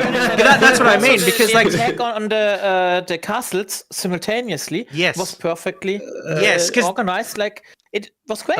Yes, 'cause if it I was a one- actually yes, 'cause- fairly comfy. I can hold it in the No, south. 'cause if I it was- fairly if it was confident I can hold it, 1v1 but then I did yeah. Yeah, no, if it was Exactly, if you- it was you 1v1, you travel could have ahead held and- it. If it was 1v1, you could have held it, but the entire strategy was to divide your forces so that you'd be stuck in the middle of the and, map, like, moving to I one side wasn't when you attack the other planning side. on attacking down south at all until Space pointed out that Unity's army is up north. And I'm Yeah, like, ooh, I saw that. Yeah, great I'll go teamwork visit with them. that. Because I- Yeah. like I made some- And I'm sorry that, by the way, I don't know if people like that or not, because when I have, I think, a good eye for like seeing when the momentum shifts where it's unrecoverable. So I basically Oh, call the for like, GG. okay, let's give up. I Let's think see. that's Yeah, all right. You did. I think you did that's at exactly all the right. time where I was saying, like the other party had over 100 military, and you had Yes, one. yes, and So like this was exactly yeah, the Dominic was time like to give up. Yeah, Dominic was like in the middle of like, writing your obituary. So I was like, okay, this is it was like, okay. I Okay, that's mean, fair. I had Exactly. 20 arbalists in your economy down south, and we were pushing in all of your production up north. So Exactly, it's a death ball. So it's Yeah. just It was the snowball. It was the snowball, because like you could Yeah. technically push away the raid in the south, if you garrison and town center up, but it's like, well, how can you recover from that point, right? So I think that was a good every point. villager garrison, there's a villager not working. Exactly, And exactly. to be honest, you get a different achievement, a Mario Party achievement for me, the best outpost placement of the game. Because you didn't just use a palisade wall, you also ensured that you have visibility in that area. And you Yeah, have and I also visibility over went 80% for- of the map. Town watch and the next one early. Because This is I like saw you really, building is it really like production a Is this really a thing? Like, because I never built outposts, I was like, yeah. Oh yeah, No, it is, they are. I told you last time. I extremely built helpful. like This time I built put like some too. 70% of outposts, and I knew every time where your armies were, Yeah. and the whole middle of the that map was outpost defended. down south. Maybe let me maybe see, I you should- had an maybe- army there. Let me see, maybe you I had an should- archery range, stable, and barracks, and it also saw the castle. I had like a backup. I had a backup stable, another backup stable. I had backup our barracks. I had a lot of stuff in the south to like spam units and hold the position. And because in the end, when it came to the fighting, I did have the food and all that stuff. Like at 1,000. So I could have like spam stuff. I think I would have been overwhelmed eventually, but like it was like I did like build in some contingency stuff, right? I just didn't think it would be that fast. I didn't think I would get rolled so quickly, right? So in the end, that happens really quickly, That happens in the end, it was like in vain, but still, like I No, just it was essentially, and this was intentional strategy. Like, I think if we talk about like a 1v1, it would have probably, like, it might have been different, but it was just a matter of spreading you out thinly so that you could strike when, you know, you're unable to respond. Yeah. That was the entire point that I could see. Yeah, and of course, like the second I went up to Imperial, you guys had to attack because I had traps. Because you had the advantage. You couldn't just sit there and watch us destroy all your stuff. So you had to. this was like what I went for. Just basically just like roll over and let it get like just let it happen, right? Yeah. I'm kidding. Like because like, you know, I cannot get through to the traps, so I was like, okay, I'll just like build a castle like deep within. So basically, I force like if you want to get to the castle, you have to go to open area and okay, use my cavalry, blah blah. Oh, works just 1-in-1, and like I was not ready to like defend on both sides. Yeah. So you basically had me like you know, like it was like this game where you basically like form a line. No matter where I drop my stone, like you get like the complete like the 4 on the other side kind of thing. Yeah, exactly. So yeah, Yes. I also played. And I also went 3 town centers so I could spam up my economy fast. Yeah, I kind of had them too, but I didn't. I had 3 in the end, but I didn't really like use them to economy up that hard. It's just like I'm like my. That's I have a huge difference. We noticed that early, and it cemented basically your win because it's an economy game in the end. Yeah. Definitely. Like to say, it in the end doesn't help as much as earlier. Okay. Like so yeah. For instance, you said you had like 1,000 of resources in the end. Usually, I then build just 6 or 7, or sometimes even 12 buildings that produce military. If I need, I have military like 10 times in 20 seconds. Meanwhile, it was too late. It was too late. Basically, because I didn't have like backup strong walls and all that jazz. So I could have like if the base which I lost had been like a forward point that's like still sealed off behind a few walls, then I'm like, okay, I build like 2 more barracks, 2 more what's it called, stables, and let's see what we can do. But since basically the path was open to my village centers and all that, and it was too late. So I would have been only able to use that kind of stuff if the front would have held. Yeah. But it didn't. So it was not not valid. Like it was like and especially like when you said you missed the blacksmith upgrades, and I had like 20 fully upgraded armor. Oh man, like and it didn't. That's kind of skirmishers. I was like, my knights are falling so quickly, but they would have fallen anyway, just a bit slower. Like I maintain that they would have all died because the numbers were just not in my favor at all. So I don't think I could have made it. It's just like a silly thing to do, like a very silly thing to do, like such an oversight. It's like, it would be really frustrating if this had been like a narrow match right? And I lose just by a little bit, and then I figure out I didn't build this. Yeah. Maybe it would be yeah. like the dumbest thing ever, but it did not make a big difference in the end. It's just so silly. So I'm The like good kind of thing like, is, rolling my after eyes. the match is before the next match, and Quasti is now showing like the graphs too.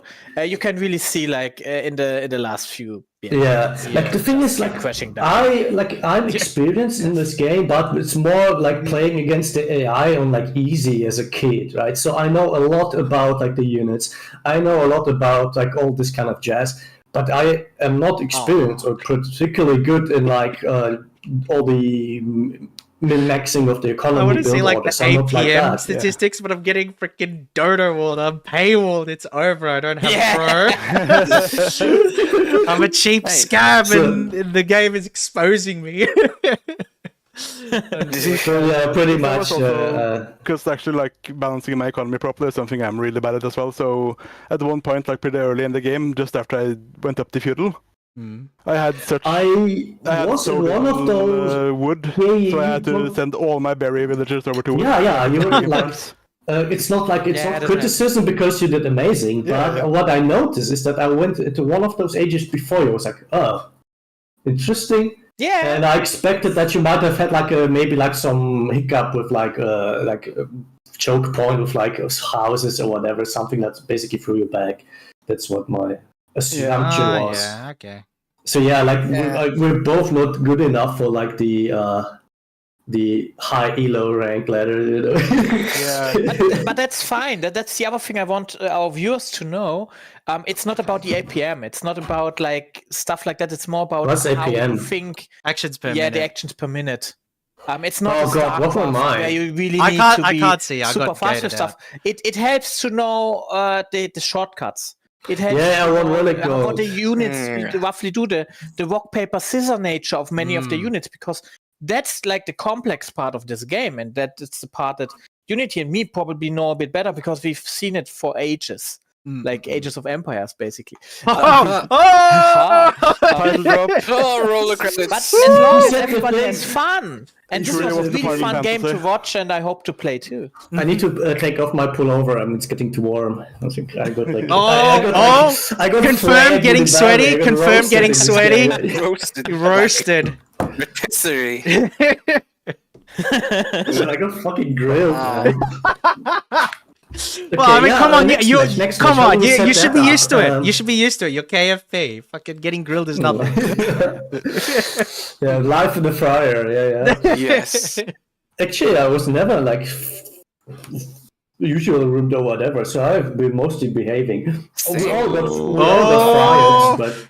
So I'm taking away from this game that having multiple town centers is normal. Yeah. Yes. Kaito, Generally. At some point. yes, in the later stage it's normal, because I've- each town center can create a villager, and each villager has a resource lead, basically. After like 5 or 10 minutes, this snowballs in huge ways. We should, Yeah, like, I maintain that we in play this a game. Tantrum or carried. Well, it's like interesting, but it's still like it doesn't matter, like because you basically can like look at what he's doing. You have like the visibility, and you can like look at this and that, and like basically adapt a bit, right? So when would you recommend building a second town You center? can only build it in a castle age, so it costs exactly. Generally, stone. you'd want to build it as soon as you hit castle. I'd say. You need castle, except for one civilization which has a bonus. Like humans. Like that's exactly like humans. Yeah, build it in A bit feudal. earlier, but it's like Which I didn't it take doesn't advantage matter. of. This is so funny. I played like the humans in that one game I lost. I don't against think you it. Like and building the others. through And I did feudal. like build one. No, like to I mean, use any of look, the building bonuses. through feudal. I don't know if that's like, because you really open yourself up, because that's a lot of resources. Yeah. To be Yeah, a lot So of it's like it's resources. not- And they like- also build it slower in feudal age. True. Like if Good you are point. in Imperial Age, you can do that if you're well defended, you have army and stuff like that. For instance, in the last match you had on this, which went like 2 hours. Yeah, if it's going like that, just do it. But you also need to remember to hotkey like the group of the and build out of all of them, because if you only use one of the town centers, it like why did you build the Yeah. other one? Brother, what's a hotkey? What's a hotkey? I only know H. I use QQ to build houses. Same. That's QQ all. and Yeah, same, QA. same. Yeah. I actually That's all don't. I I do. legitimately don't. I click through everything. So basically, in game, if you like select a unit and you press Control 1, you can press 1 to select that group again. Yeah. Yeah. So I had my town center on 4, my archery ranges in my base at 5, and my archery rangers up north on 6. So I just nice. went 5 QQQ, 6 QQQ, and I had We 6 we archery actually queued up. use the same hotkeys, and I'm using 9 for the marketplace and 8 for the blacksmith. Yeah, I didn't hotkey those. But yeah, like you can even click on them, Quasti. There's a button on the lower rank where you can just plus it and it will do it. Like you don't even need the keyboard for that. But it's still it is really good. The other thing that is a nice thing to know, if you click the middle mouse button, if you hear like a chime, something gets attacked or anything like blinks on the minimap, you can press that and it will show you what happened. It'll go there. So if you get Oh, so that's attacked what- and you that's the press the keyboard middle in button, Nigerian you get center to this thing. You just need to go back to where you were manually, but it cycles through the stuff. Yeah, because I'm used to that being on space from StarCraft. Yeah, that's Spaceman stuff, yeah. Yeah. And it is not about the APM, but stuff like this helps a lot because you only need to press one button and you know what is going on. Yeah, exactly. Yeah. Okay, so like Unity said, do you still have time for another game? I have. For it? Yeah, I should also have, like I said. Well, I'm free until all day. I'm 3 free all PM. day. Since I'm EU, then it means that it's a comfy time, right? I'm having breakfast like a Martin Spritzel, right? So, Having breakfast, it's like Yeah. midday, isn't it? It's like after midday for you Yeah, guys. this is yeah, whatever. exactly. Fine. Nice. Let's call it a brunch. Let's call it a brunch. Based. What about second breakfast? Oh, there we go. Well, and don't forget, Yeah, this- don't forget 7 p.m. lunch, right? But I I've can had tell that that. before. So Based. We should maybe mix it up a bit. Like what if like Tantrum and me like team up like as a joke, haha. I mean, I wouldn't mind that actually. But Nah, if you guys, okay. no, I would not mind that too much. But I would then say, let's make it a bit interesting. Quasti, what do you think if I join the fray with the other two? And then I'll solo And we commentate just it. lose a fast game, basically. I mean, you could join too, and you can just commentate and tell us a bit. Maybe that helps. I'll take a quick bio break. I'll be Yeah, back. yeah. Of no course, worries. of course. Yeah, No stress. Wait, We're not close to So starting. Dom is No like, lobby yet. okay, it'll be like a 3v2, and then Krusty, you can continue commentating, but do it in our voice chat. Exactly. I mean, you should not tell us like, but I mean, you aren't showing. I wouldn't look at the screen, for instance. Yeah. But the interesting thing was, like for the viewers, it could be interesting because they can see how a team can operate. Like, what is important to communicate, for instance. I think my communication was better in this match. It's just that in the end, like we set up like the trade quickly and all that. It's just that in the end there wasn't much to communicate. I was like, I'm sending my stuff, and then, And then it's over. Like I gave him some advice, but in the end it was But in the end, in vain. didn't even. Of course, Yeah, it but didn't even I matter. still. It didn't even matter. I think it's still helpful because this can be used like later. Because, for example, what I said, like if you're like losing the front line, it's better to like have a castle further back where you can build it up Yes. contested and can like shield the base, or like have a second. We should have built like a second line of walls, maybe. Of course, we didn't really have the time in this match, right? Yeah. But that's fine. Yeah, like, it's just like for future reference, right? Exactly, So- exactly. And you so I can still say it. analyze the replay too and see when you saw that Tantrumer, for instance, was more focusing on the economy. I'm And back. when he was like, you see it on the numbers. I misjudged Tantrumo. I misjudged Tantrumo because if you see the graphs, I quickly had like a noticeable army of kind of like units. Nothing. Well, when I fancy. saw the walls But go I could up, have repelled. I could Nah, have repelled when- like well, I okay. expected a late feudal raid. Well, when- And I could Ah, have that's repelled why. it easily. That's But why then you were I expecting a had the feudal units raid. and- That doesn't I was really make expecting a a lot of feudal sense on raid. this map because it's so easy to wall up. Because like once you get Yeah, once you get I know. I need to learn those things. once you get like once people get the stuff. stone walls up, it's like all right, it's like all right, race to Imperial because you need trebs like that kind of thing. I put a lot of resources in. Like I had like 10 like swordsmen, like archers, and Yeah, in the end they that's all 'cause died. thanks to the outpost I built down south there, I saw your army.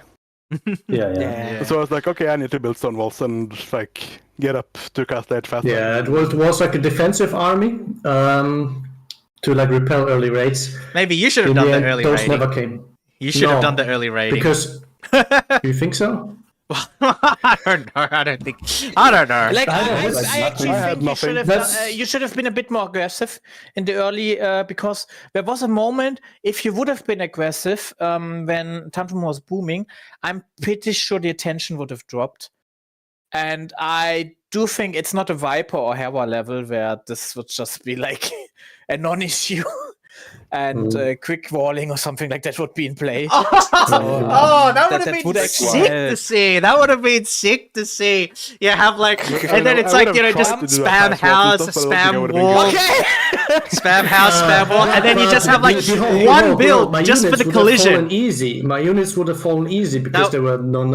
I would really love to see like the kind of quick build strats. I would have loved to see like So quick the early build raid would defensive have been strats. like I would have loved to would have been, see like, disaster. like quick build defensive strats because it's like, build it up, but don't actually build it up. Just get the collision so they can't get through. I love that. Oh my god. Just get the collision. or It like doesn't on matter if the your walls Age have of 10 Empire. HP as long as it, blocks you temporarily while I pepper you on the other side with skirmishers and archers. I would have loved to see that. Yeah. But actually, look, Yeah, I agree. I'm not sure what you guys plan on doing for like teams or the next game or whatever, but I actually need to AFK for like 5-10 minutes. Is that all right? Oh, that's totally all right. I can take the mic from you. You can just Okay. go Well, on I mean, like I spent a little bit of Australian money on this microphone, but if you I want will to have meet in it. time. meeting. Don't worry. I will take care of it. It's fine. Okay, bye. Oh, what the hell? Oh, wow. Rusty, My Discord he's just on like, top of the game. I was gonna say like my Discord just like closed and restarted for like half a second. It's like, oh, Ooh, Oh, like did Tom interesting. kick me out as a joke? I'm excited to watch the VOD because I was just complimenting him. Maybe the Discord of Quasi is just not used to compliments. Probably. I'm but not. Yeah, like the next I'm game, not. like my suggestion was just like a joke suggestion because the big issue, the three of us would actually be in a disadvantaged position because talking over Krusty's great commentary is not something we would like to do. Oh, no. yeah, Oh, no. handicap. That is actually a handicap because we would need to communicate. Like just to for the viewers, it's good to communicate a lot during this thing. If you see anybody move, and for that purpose, you can actually press the Alt and F key or the little flare icon. It's like a little firework next to the map icon. Yep, and then it just click ping. on it, and it will ping. just sign it. It'll Yeah. just ping Yeah, and draw ping people's Other than- attention. If you say this is a ping because like here's the army of and here's his town center and here's this and that, that helps a lot. Yeah, Even with your own communication. yeah. I asked Tantrum, or how do I ping, and he explained it to me, and then I pinged out where Kaito was, Yeah. and I had my outposts up there too, and I did see some of Unity's units. So I was like, oh, I think they both are trying to attack me. And then and then we formulated the plan. He asked me if I could quick castle, and I said, nah, I don't have the resources. And then he built his castle on the yes, hill there. I saw that. Yeah, you got the That was elevation just a too. defensive stance. It was a that we defensive were one, but I having. saw because like I I'm noticed. Welcome back. I noticed that Unity and Welcome Kaito weren't pushing through the north. So when I saw the castle go up, I was like, if they're gonna pivot and then use that to build the treb, it's like it's gonna be very difficult to counter that. Yeah, that and was that's such a essentially good what castle position too because of the because of elevation there. elevation. Yeah. Yeah, elevation Yeah. and just like the overall, because Had the high ground. moments earlier I was saying this is not a good, well defended position because there were holes in it. Like, but you had your army at least. But if the army would have needed to return its port, that would have been an issue. This was like with that castle, you turned that upside down. Yeah.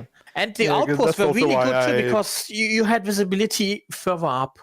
Yeah, and I also specifically went for, like I said, in Feudal I went for Town Watch, and then Fine, Castle, I I will- went for the next one early. I will I build love the Town Watch. outposts. Like I'm a big fan of Yeah, like it's just such a good knowing what the upgrade. other It's people really are. underrated. Yeah, it's like You will build the that thing is, like, outpost. You if- will research Town Watch, and you will like it. Like if you Fine, watch fine. tutorials for like high-ranked players, they won't need it. They will use scouts or other means to constantly have a map overview.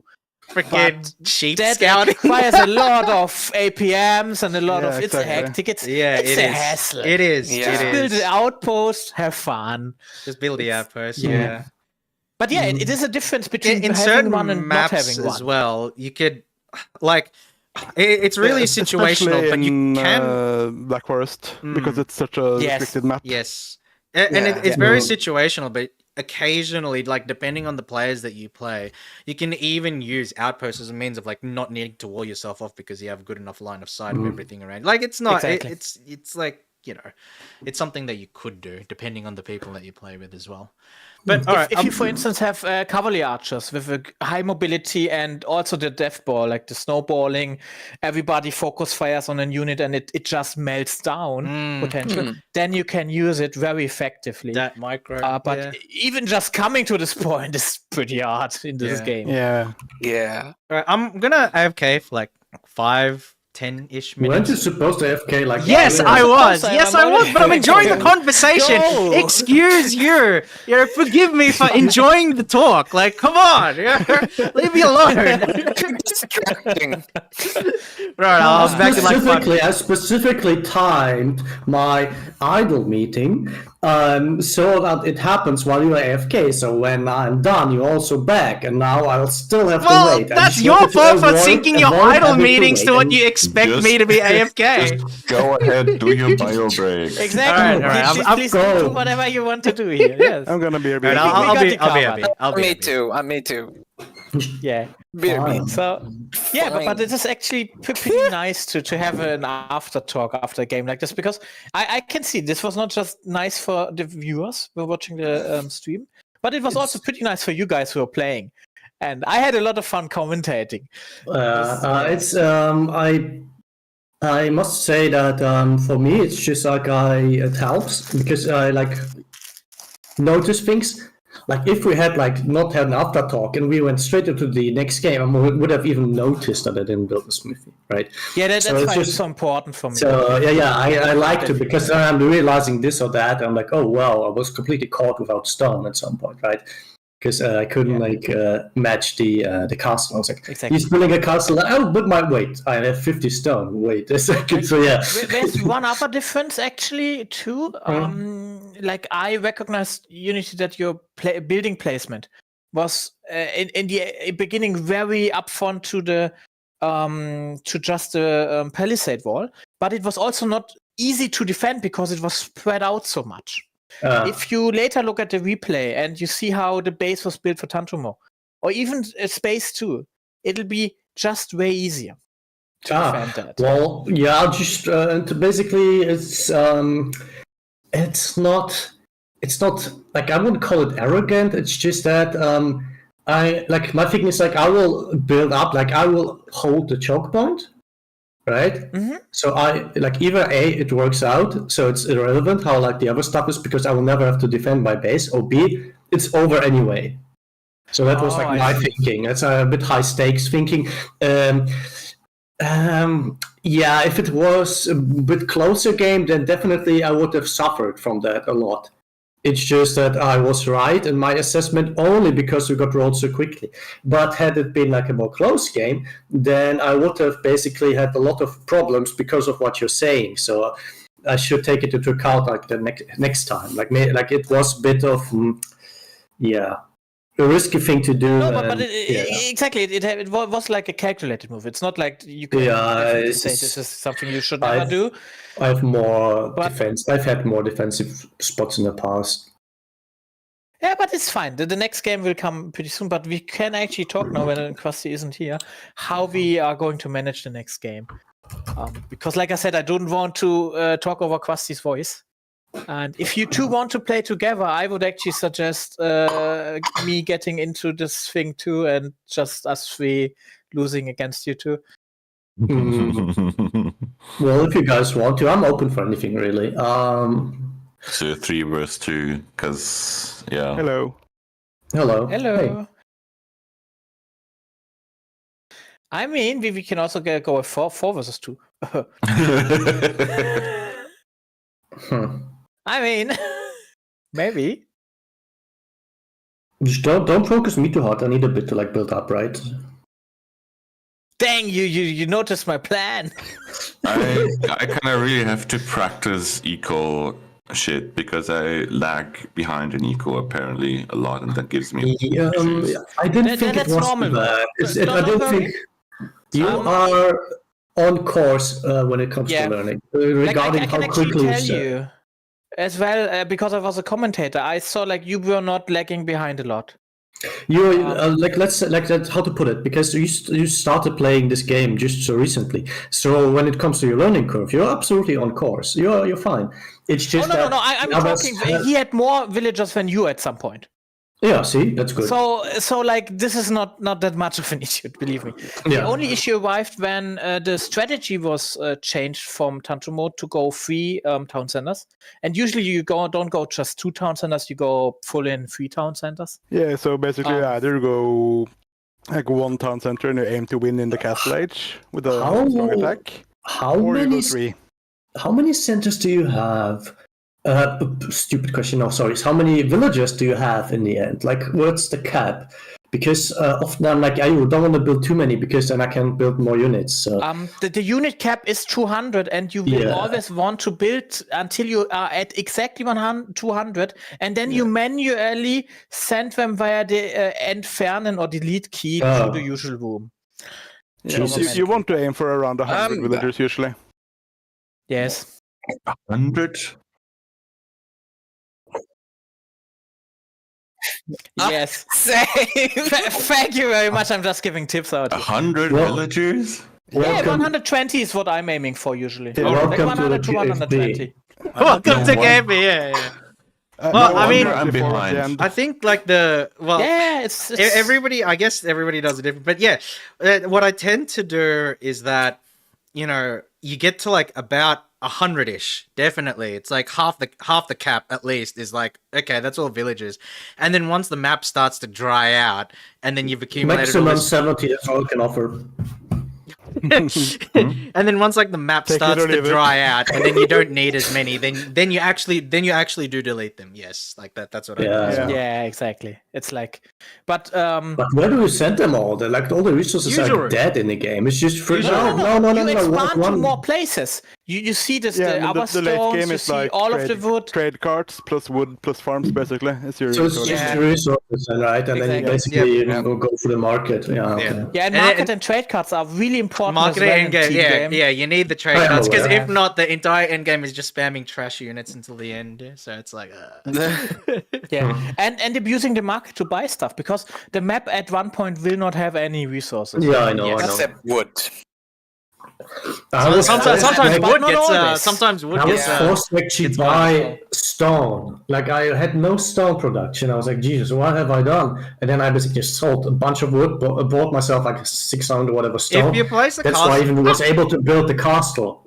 Okay. And at the moment, Capture Edge is like, no, you're done. So like my It's stone over. production was just non-existent. Yeah, I think Capture Edge didn't like that. Ferrari, there are team bonuses. Yes, for example. Let's get Capture Edge back up. Like Kiara played the Teutons, and the Teutons have the team bonus that their units are more resistant to conversion, so everyone gets them. So you should stay woke and yoke forever. Exactly. But it's also really important because the main unit of students is really, if they would be easy to convert, it would be tough because they are slow. the But Knights are so Yeah, there's like the Lobby- Teutonic Knights, like, lobby it'd be is up, over. Lobby is up. Lobby's Same password. Wait, so same- wait. I didn't hear. Like, what did you guys set up for the teams? Nothing yet. Oh, okay. What's Yeah, that? Okay, never mind. I thought you already had teams. I was like, oh, let's go, guys. No, we're waiting for you to come back so we can talk it out. I'm just the commentator. definitely. I'm just the commentator. Yes. No, but to be honest, like, what do you want? Do you just want to rotate the teams? Do you want to?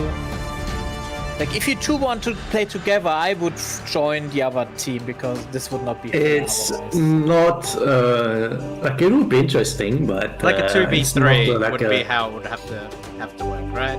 Yeah. I could also Yeah. sit one out if that makes it easier. Oh, then the others getting up on me or what? Tantumo, if you're fine with commentating, Yeah, I can join and try to commentate, yeah. Yeah. okay. Then we can rotate you and Doma. Then you're extra like. Unity, Yeah. should we both play together? So That would be we- interesting. We could just like, okay, we could just do it like that. Tantumo, you play with Space and with Kaito, and I play with Unity. Wait. Okay. Wait, the numbers they don't add up. Yeah, it's 3 against 2. Oh, so it would be Why? 3v2. It would be 3v2 then. But Yes, it would be 3 Kato was better than more experienced than us, so that Yeah, exactly. he gets, like, a stronger team, so it's like even more. you mean- yeah. You will lose and you will like. I see. No, I'm kidding. And don't worry, me and Kaito are just extras. No, it's, like it's important that you still enjoy the games and that you have like a learning experience. Yeah, if okay, it's yeah. basically if you feel like you basically it's like you get nuked If in you like feel 5 like you seconds, lose then that's no immediately, fun. yes, that's true. That's no fun. So it has to Yeah. be in a way that basically you still get something out of the game. Like so far of all the out of all the games I have lost, I got like valuable information. But for that, the game needs to like drag on a bit. You know, needs to have a bit of a back and forth so you can analyze your stuff. If it's like just like a steamroll, just crushed in a few minutes I mean, game, then it's fun. pretty easy. We just change me and Tantumo, and you both play together, and me and Kaito in Space then. Yeah. Hmm. Man, I should channel the one me that fought both of you. I mean, if you don't mind I'm playing here another for it. Black Forest Be your game, best version just of for you, making King. it easy. Yes, because this game was that was weak for me. I gotta be honest. That's fine. It's Well, fine. that's all right, brother. Like, But it's early in the hey, morning, if you or do, like it used if to you be, do it's go off, early in the like midday. I'm gonna pop off in stream. Sorry. I'm looking Yeah, forward Okay, to I'm the sweep. fine, whatever. I'm just like wait. Let's just set a map. So it's We gonna have- be okay. So let's just get this clear. 2v3, Tantrumor and Unity Chad versus Dominic, Kaito, and Space. Correct? Is that how you guys are That's my looking at it? suggestion. Okay. Okay. Okay. Sure. We're trying that. I don't mind. Please be easy on me. I'm not good. I'm a bit slow today. Also- So. I was gonna say like Unity and I was gonna say like in Tantrumor. before Unity and Dom. like in before Dominic gets like the Persians and then he fucking deletes his town center and builds a new one right next to Unity's. don't. That was my plan. Wait, Wow. Okay. they have a bonus that they can build a new town center. No, Yes. When you delete your bonus own is town that center, the you town can centers have build more- yeah, another if you one. delete it, yeah. Interesting. Yeah. Okay. So it's kind of So like I a will cheese just- trap where you delete your It's- Oh yeah, content, so you let's want next to the enemy. which do we like forest around again? Do we play the Amazon tunnel? Which No, town? no. Or do we... If it's fine with you, I would like to play the Black Forest one again, if you don't Okay. mind. I don't mind anything. Wait, so everyone set up the teams already? You're all in the game. Yes, you should need to click the one, and then Okay. I'm ready. Perfect. Then I'm going to play green again, and you need to give yourself some color so that you don't get assigned something you don't want. Go yellow then. I don't mind with anything. It's like it's Wait. fine. But yeah. No double colors.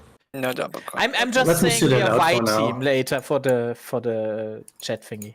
Okay, Dominic, which color do you want? I'm still like I'm sitting it out and I'm adapting like depending on what you pick. Okay, here.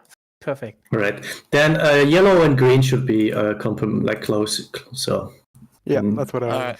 I'm gonna be pink. pink is actually good, like noticeable color. Visibility, yeah. Easy to spot units. That's true, yeah. Gray. Damn. Oh. Dot. Oh, I meant like your own I'm units. red. You will see it anyway. It's like Yeah. Okay. So yeah, everyone ready? Like, wait. Then we eat ourselves into the team chats. And Dominic, can you like update like when the game starts? yeah, I will just update because I will pause the game and then after I got confirmation by Kwasi, we will continue. Oh, okay, yeah. Sounds good. Alrighty. Is the Team lobby red. name just the same as before? Yeah. Okay. Yeah, Yes, everything's the same. same Okay. stuff, yeah. Okay. Cool. Yeah. Cool. Nothing Alright. changed. Nothing. All right, changed. all right, The more things change, the more they stay the same. Okay, we need some more ready. So Or then... never change. Space, you just need to be Baseball out ready now. enjoyer. Hello. Yes, I'm ready. Which team chat Perfect. are we? Red. We right? go to red. Okay. Till later. Bye bye. Alright, bye. Good luck, everyone. Jumped out to white then. Yep. Good Wait, luck. where do we go? You go to white with White. Tantrum. Yeah. Good luck. Good luck. Okay, cool.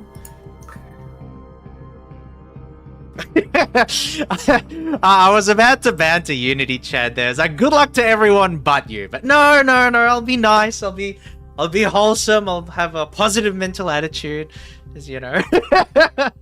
No, but this is going to be a very interesting game. It's going to be 2v3. And obviously, as we saw in the last game, guys, Tantrumo is probably the most experienced player of all the participants we've had in these games so far. So it is to say, there probably is a little bit of a skill gap at the moment between Tantrumo and some of the other players, but we've talked about this before in the previous stream, where you have a champion player versus a champion team, and we already know with Dominic.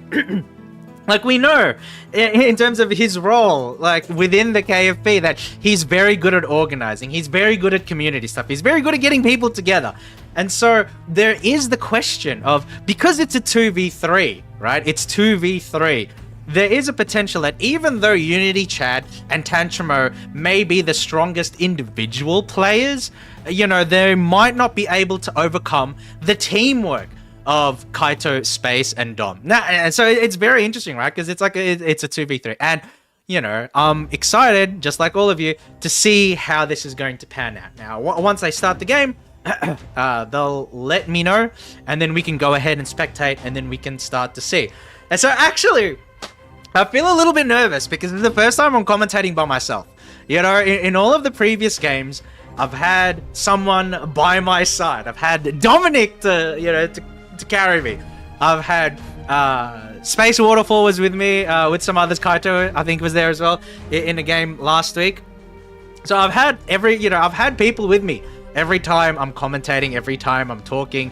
So this is gonna be like the first time it's just me. It's only me. There's no one else. I can't blame anyone if I mess up, or if I screw up, or that kind of thing. So I'm a little nervous. Just a little bit, chat. But hopefully we can get something going, and hopefully we won't have any issues, right? I'm actually looking forward to this game as well, right? Because it's the 2v3, so it'll be very, very interesting to see if we see some unorthodox strategies, right? See some unorthodox strategies, because I know last week I'll talk about it all day long because it was such a hype game, but there was a wonder play and it was really close and it was to the death, and I was going crazy on commentary, and I'm looking forward and I'm hoping that we have another game another game of that caliber where it's really close. It could go either way, and there's a lot of excitement and drama towards the end. We'll see how we go. Like I said, it's 2v3.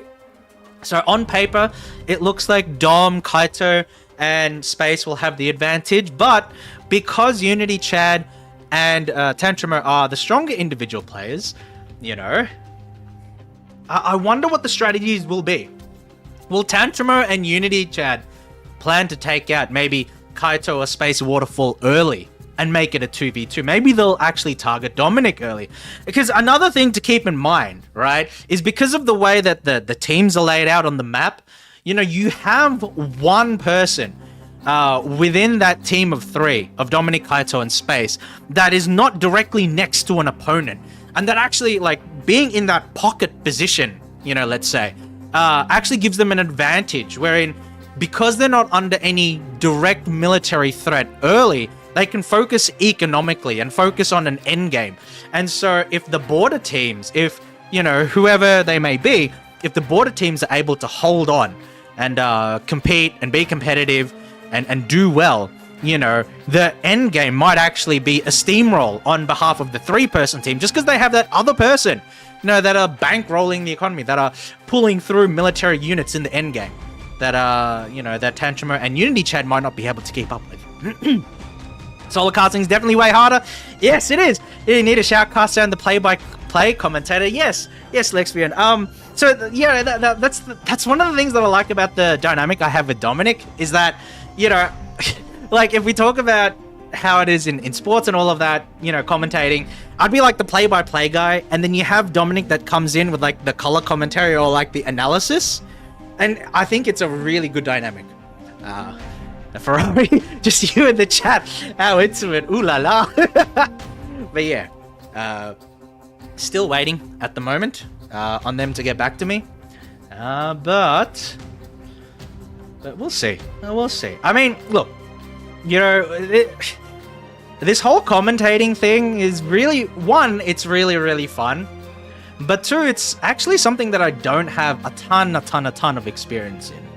Like, you know, everybody's gonna be like, you know, oh, you're so good, Chris. And I'm thinking, like, you know, I've never shoutcasted before. You know, doing this stuff with KFP is like the first time I've actually shoutcasted something. So, you know, it's like, I don't know if I'm good or not. And so it's fun to put myself into situations that I'm not necessarily used to, so that I can improve and get better, right? What map mode was chosen this time, or what map? I think Dominic said he wanted to push for Black Forest, and I think that's just because with Kaito and Space Waterfall, because they're newer players, you know, Black Forest being a more defensive map enables them to build defensively a bit more safely without having to worry about early game raids, just because of how the forest is laid out, you know? So I'm pretty sure that's what they're going to go with, because on one hand, one of the goals with, you know, these KFP game nights and in this commentary, part of it is, you know, for people to watch and have fun and enjoy the viewing experience, and then, you know, you have fun in the playing experience, but it's also for a learning experience. You know, Dominic is very, like, Unity Chad, as well as Dominic, are very, like, all in on this idea of people playing together and getting better, right? And it's not in the sense of, okay, you know, we're gonna start laddering and, you know, become like a, you know, KFP sports, right? Like, it's not like that. But it is to say that, you know, you have people that literally start playing the game because they saw their Oshi play it on stream, right? And then it's the idea that you become competent in the game where you can play with other people who have similar interests and who are part of the same community, and you can all have a chill time together, right? You can all have a chill time together. And so, you know, part of the reason that we do all of this is so that we can get people who are interested in watching and interested in trying the game. You know, it's like, it's not about, oh, you know, you need to look like a, you know, you need to be super experienced or you need to be amazing at the game, blah, blah, blah. No. A lot of the people that are playing, like Space Waterfall and Kaito, like, literally have never played the game until like 3 weeks ago, you know? So it's like, getting people into the game and getting people interested in the game is a big part of, you know, why we do all of this in the first place. Oh, thanks, guys. Thank you. Thank you for saying that. It's very kind of you. Very kind of you. But yeah, it's like, it's a huge part. And I know that Unity Chad is very interested in like expanding the roster of people who are playing and that kind of thing. And I know I have to check. Someone earlier in chat said something along the lines of, "I would love like a KFP tournament." Like, oh brother, that would be so cool. That'd be so cool. That'd be so based. And I would love that idea as well. And I think Unity Chad might be pretty interested in that idea as well. But I know on Dominic's side, I think what he wants to do is he wants to get like a whole bunch of KFP playing like different games together. So it's not just AoE, you know? And it's funny because like it's a bit difficult to get like consistent game nights together where like Kiara is your Oshi and then like a short Kiara stream is like 6 hours long, right? You know, it's like, okay, you know, like when the heck are we going to find the time to actually play these games together when our Oshi streams 6 times a week and then like, you know, it's like 35 hours of like some JRPG, right? It's like, well, when are we going to find the time? But in saying that, you know, obviously just because there's that doesn't mean that there's not going to be an attempt. There's not going to be like, you know, because there are going to be attempts from Dominic and from others to sort of organize more open game nights. Because right now it's like a lot of people that are playing in these games are, you know, like in a Discord server together and that kind of thing. But for example, Tantramo, like he was watching our games last week. And he was really interested, and he you know, he enjoyed watching it. It's like, oh, can I join? And it's like, yeah, of course, you know, join. And you know, he's playing tonight, so the idea will be to like open it up to more people. You know, once we get like a better idea of who's interested and you know what everybody's skill level is at, because you know the idea would eventually, I imagine. Okay, I'm not an organizer. I'm just like the teammate for hire that they get to commentate these things, right? Now, I'm not an organizer, but I imagine the idea would be like to get enough KFP playing together so that you could hold like a 16-player tournament or something like that, you know? Or you could have that group of KFP play other games together, right? Like, imagine like a, you know... I don't know why I thought of this, but like imagine like four guys with KFP suit up, you know, like a full KFP lobby, and it doesn't have to be like initiated by Kiara herself playing a game or whatever. It's just like a game night with KFP. Like that'd be fun, right? That'd be fun.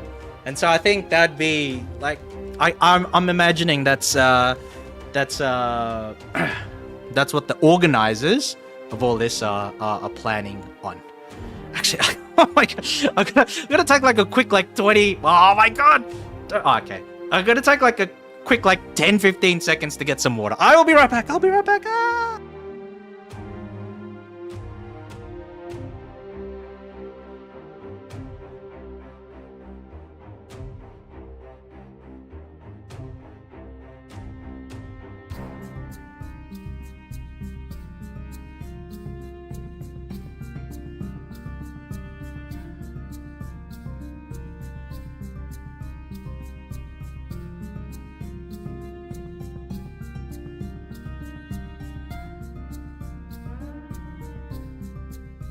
I'm back.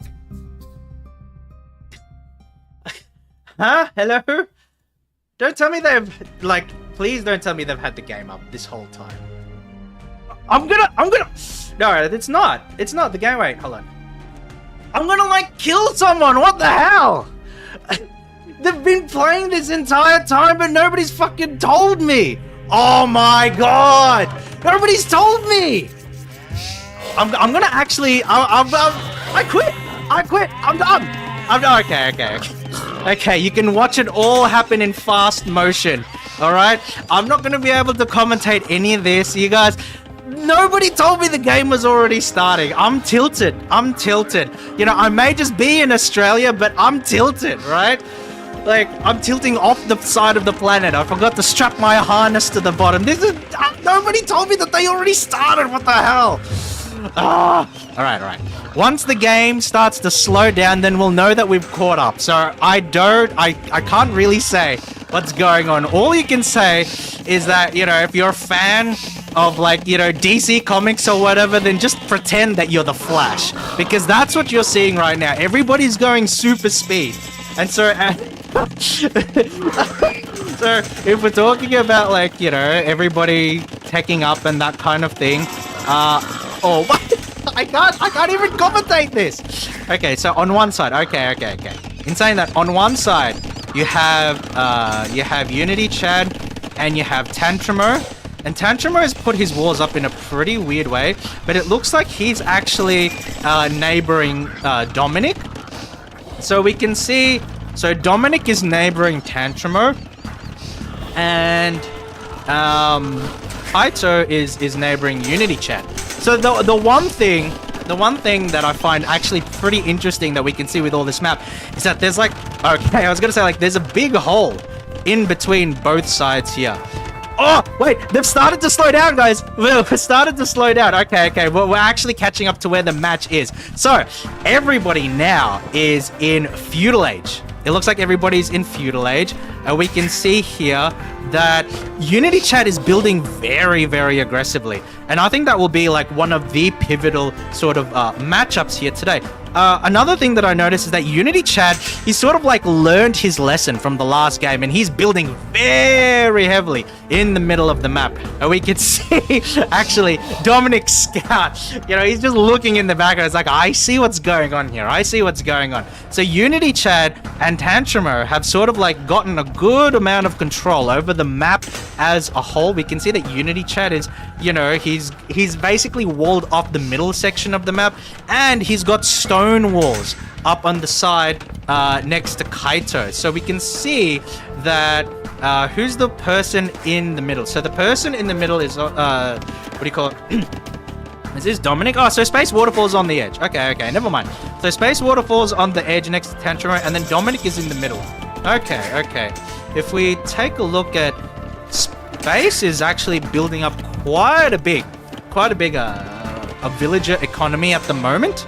Okay, we can see the population of the villagers and all of that. I can hear some early aggression. So Space Waterfall's village is under attack, but I'm not too sure what exactly is under attack. It's funny, nobody told me we started the game. I thought that they were all chilling in the lobby this entire time. They've already been playing.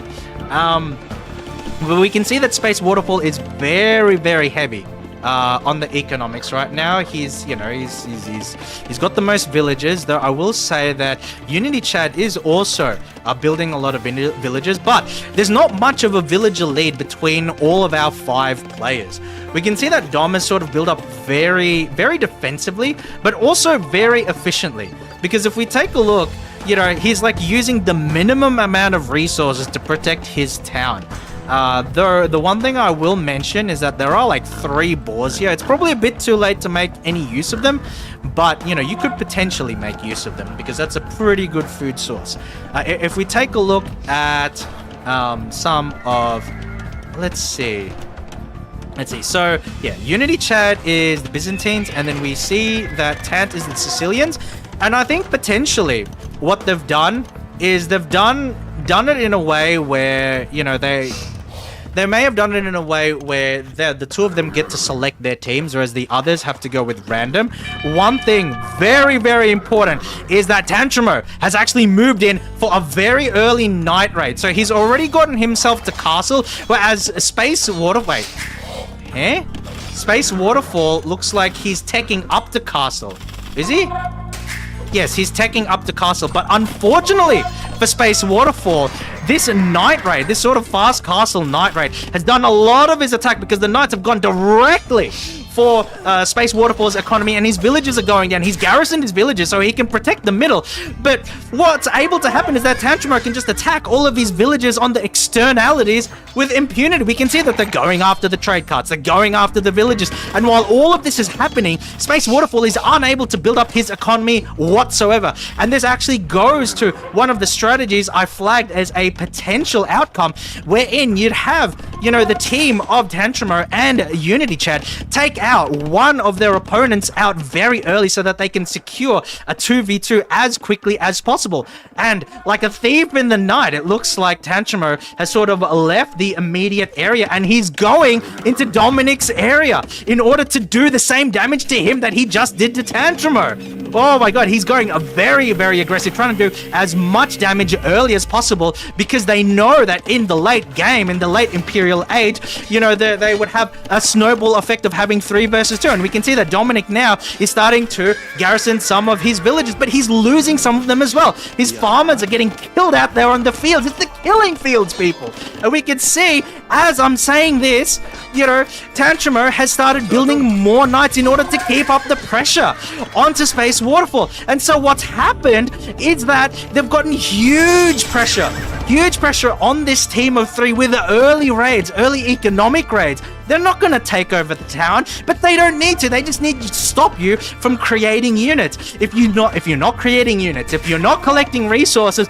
then you're out for the taking, because we can see as this is all happening, you know, Unity Chat is potentially flagging his next move. So Kaito has gone ahead and started building, or like flagged, a defensive wall. And we can see that Dominic is actually helping him out there too, protecting him with the spearmen. But I would feel like perhaps Dominic may need to, you know, take a look at his own town first and foremost, because it's not about taking out the towns. It's about taking the lead. We can take a look here at the villages. You know, Unity Chat has 40 villages. Tantramo has 40 villages. Yes, okay, his knights aren't going to survive forever. Yes, they are getting counterpicked by the spearmen coming in from Space Waterfall, but they're still trading at a reasonably good rate. And while this happens, Space Waterfall is at 33 villages. He has not as many farms in the middle.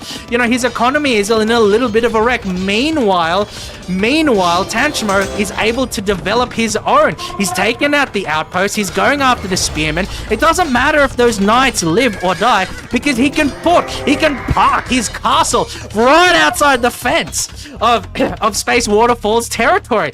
And so he says to you, look, I'm going to take the lead. I'm going to keep my knights alive. I'm going to build this castle and build a defensive fortification that you can't breach, because we've sent you literally back to the feudal ages, and there's nothing you can do to stop our advance. We can see that the fast castle from Tantramo is proving to be absolutely pivotal in this game. So we can see that Dominic is starting to recover his economy a little bit. Space is actually going heavy into villager production. We can see he's already back up to 36.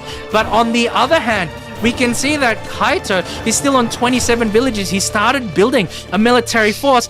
However, I'm not sure if it's really going to be enough, because look, at the end of the day, Tantramo and Unity Chat have great map control. They've got the early raids in, and it's going to be very, very difficult to come back at this point in time. If they push their advantage, if they continue to be aggressive, I think it's actually going to be really difficult, because we can see, you know, even if they're in the castle age, Kaito's in the castle age, Space Waterfall is in the castle age.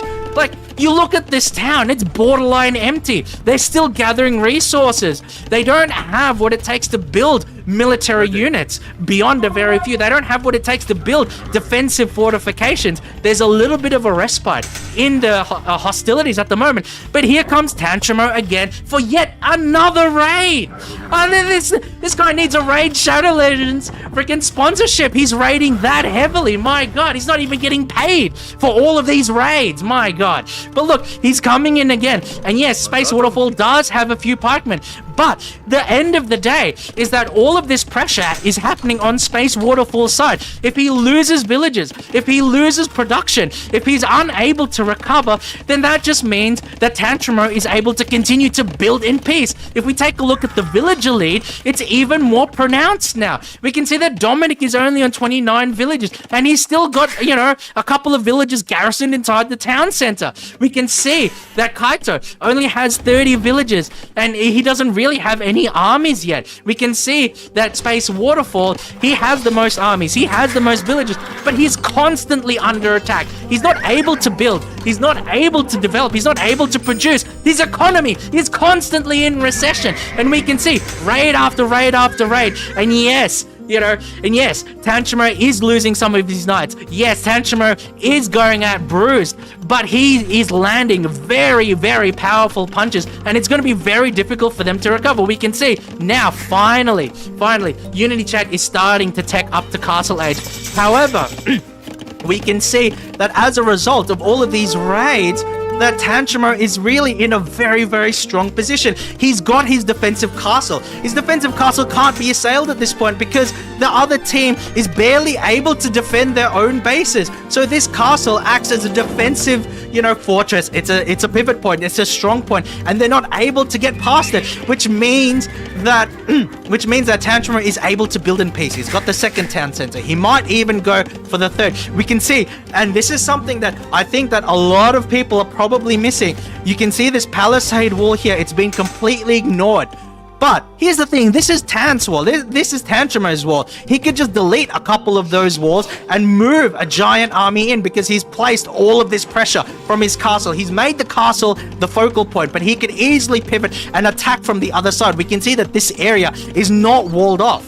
So he could easily come in with enough, with enough troops, with enough soldiers once he gets to Imperial, and strike a decisive blow on Space Waterfalls Town. We can also see this is something also that is sort of being left ignored, that Unity Chat is starting to build very aggressively in the middle of the map. We can see that he has an army to protect the relic. He's building a castle. These are also his walls. He could easily build a gate or delete the walls and move forward with an attack. As we can see, Dominic's been weakened by all of the aggression earlier. This guy is unfortunately still stuck in the feudal ages. Tantramo's raid knocked him back to the feudal ages, and there he stays, ripe for a raid from Unity Chat when he decides to go through. He's building the gate. He has an army. He has a defensive castle to defend from. So he has excellent map control. This pairing is really, really powerful at the moment, because we can see with Dominic, he only has a palisade wall and an outpost. He doesn't have a lot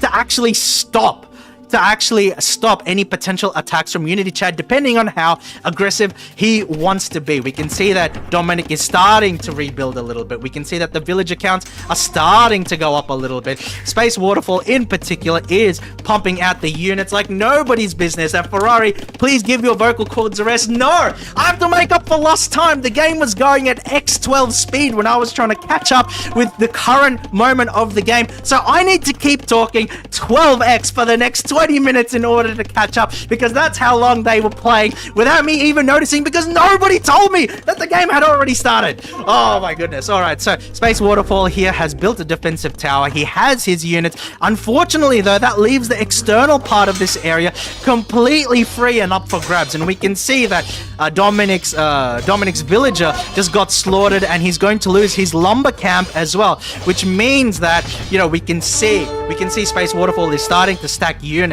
inside that barracks. But unfortunately, those long swordsmen are gonna get demolished by those knights if they decide to engage 1v1. We can start to see Unity Chat is walling very, very aggressively there. We can start to see him continue to build walls and continue to build an avenue for himself to attack Dominic directly. And I'm like, Dominic has his scout there. He's aggressing. So Dominic is aware of what's happening. But despite that fact, I don't think he's able to do too much because he's still in the feudal age, people. It's very, very difficult to fight someone in the castle age and fight someone who's progressing to the imperial age when you're still in the feudal age. It's very, very difficult. So we can see that the trade routes have started. We can see that Kaito is also in the castle age, and he's starting to build defensively. But I don't think that Unity Chat is actually too concerned about this side of the map. In his mind, he started to break down his walls, and he's building a new town center. He's being very aggressive with his building. But I think that Tantramo and Unity Chat have identified, Dominic as a potential power player, as a potential coordinator. Sure enough, they're KFP just like Dominic is. Everybody in KFP knows about Dominic's organizational skills, right? So it would stand to reason that Dominic is probably the shot caller in this team. But you know what? What I will say is that even though even though Tantramo is doing a little bit of a number on Space Waterfall, he is trying his best, and he has responded very quickly to early aggression. What I will say, though, as a counterpoint to what I just said, is that Tantramo's micro with his units has been on point so far. He has heavily leveraged the speed advantage of his particular knights. You can see him foddering one knight in order to trade for those villages and to get away with those knights. So he's traded one knight in exchange for several villages, and Space Waterfall's economy is yet again in recession. And it's difficult. It's very, very difficult because Tantramo has put himself in a position where his handfuls of knights, he only has 10 military units, remember. His handfuls of knights are wreaking huge havoc on the economies of Space Waterfall and Dominic as well. And we can see Dominic has teched up to the castle age. He has built a second layer of walls, but Unity Chat has taken over the entire middle of the map. He's built an additional town center in order to take the stone, in order to take the wood, and he's building up very, very comfortably there because he has not been pressured at all from Kaito's side. And so we can see now the Knights are still doing yet another number on Dominic's economy. His gold villages are sort of isolated out there, and he knows that there's no point garrisoning the villages into the town center because they're not in range of attacking the Knights, and he'll probably garrison them in once they start attacking his villages here. We'll see. Or is he just gonna let them go? I wonder. Yeah, he started garrisoning them now, and so the Knights know that they have to pick off villages from the externalities. But as that happens, as these players are fighting for their lives to save their own economies, Tantramo is able to build comfortably. He's got a huge lead on all the other players when it comes to villages. He's now starting to pump out a huge amount of military units. He's getting all the research done. His knights are going to be upgraded to cavaliers. It's going to be very difficult. I think the early aggression was incredibly vital in terms of coloring the outcome of this match, because you have 3 versus 2. But as I said, at the very beginning, I wonder if Unity Chat and Tantramo would take the initiative to try and knock out one of the enemy players very quickly to make it a 2v2, and they've essentially done that. The heavy attacks on Space Waterfall means that he hasn't been able to really build up his economy at all. The guy has a ton of units at this point. He's researching Imperial Age, but he only has 24 villages, which means that once his buildings start to go down, once the last of his villages are taken out, it's going to be incredibly difficult for him to rebuild. He's actually done a pretty good job here at, flanking these knights. And yes, okay, you get to take out 4 or 5 knights of Tantramo. But you know what's going to happen?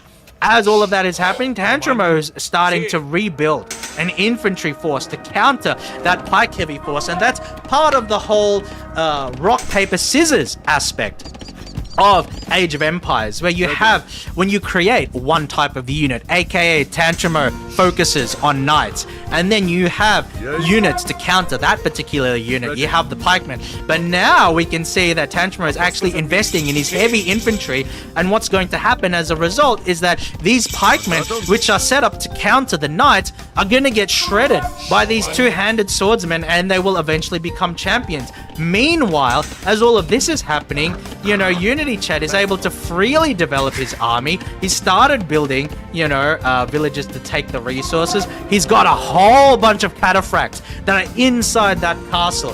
And so once they exit, once they come out, and once they start raiding, I think Dominic is going to be in a lot of trouble personally, because at the moment, due to all of the raids, he has a lot of military units, don't get me wrong, but I don't think he will have the capacity to match Unity Chat's endgame units, higher level units, because he's been stuck.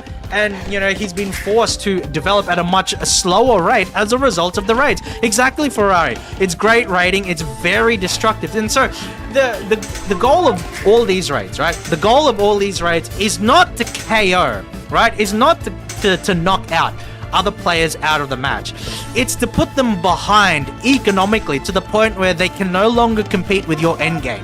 By applying pressure on your opponent, you can force them to react to you. And while they're reacting to you, while they're trying to counter you, you can safely build up an army and build up an economy that they cannot keep up with in the late game.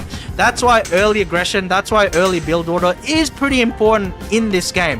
And for someone who is very experienced, like, you know, Tantramo seems to be, then, you know, it can catch a lot of players off guard and you find yourself falling for a, you know, snowball effect, wherein one raid becomes 2 raids, becomes 3 raids, and at that point it's just very hard to keep up, because you not only have to fight the knights off, you have to do it while trying to build your economy and catch up. And it's very, very difficult. And that's true for new players, that's true for medium experienced players, and that's true for the pros as well. If you have to juggle 10 things going on at the same time, that's a lot harder than trying to juggle 2 or 3 things going at the same time, right? So it's definitely put them in a powerful position. And I personally think it'll be very difficult for the other side to come back. We can see now that Unity Chad has teched up to the Imperial Age. But I think at this point, we can see, now that he's teched up to the Imperial Age, he has the capacity, and yeah, I was going to say, he has the capacity to make trebs. He has the capacity to make trebs. And then once he starts making 1 or 2 trebuchets, he's going to knock down this tower with impunity. He's going to knock down these walls with impunity. And I don't think that Dominic will have the capacity to actually match Unity Chat. And so essentially what they're going to do on the back of Tantramo's early raids to pressure, harass, and demolish the economy, demolish the town center. Oh my god. Demolish the town center of a Space Waterfall and raid into Dominic. They never really got started. Because if you think about it, a 2v3, right? A 2v3, most, you know, advantages the bigger side, the larger side, the side of 3 in the late game, because everybody's already teched up. Everybody already has the elite units. Everybody already has a rolling economy. And in a 2v3 situation, that favors the team with more units. And so in order to dislodge that advantage, in order to turn that around, you have to attack, you have to be aggressive in the earlier game while the team of 3 is trying to build up, right? And I think that's what Tantramo has done par excellence. And then you take a look now, and these are pretty developed units. I'll just say. So the Magyar Hussars. So Kaito is coming in with his military units, and he has a very safe kind of defensive castling area, so that'll be hard to take down. And he's coming in and he's trying to help Space Waterfall, but I think it's a little bit too late. We can see the sort of like the smoldering ruins of Space Waterfall's town, and we can see that, you know, Dominic probably does not have enough in order to defend from that. They need to rely on Space Waterfall. However, you know, Dominic will be able to get the castle up, probably. Will be able to fend off these units, probably.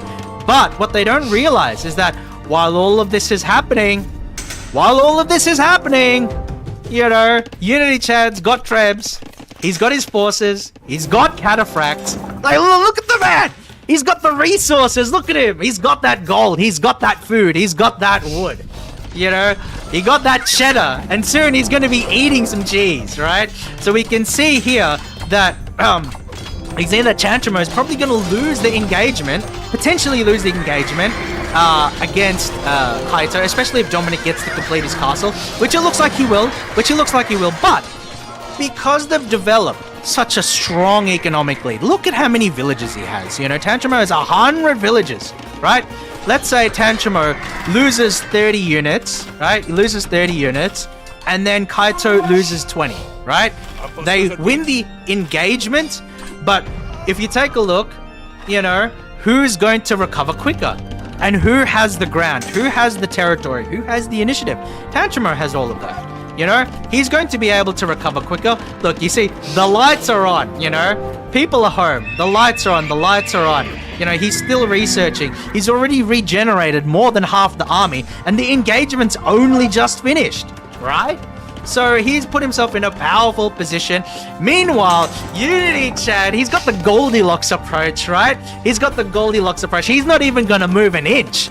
He's got his strong defensive positions on this side of the map. He took the middle part of the map. He denied the other team map control. He has a very strong defensive position, but he's got the Goldilocks mindset, right?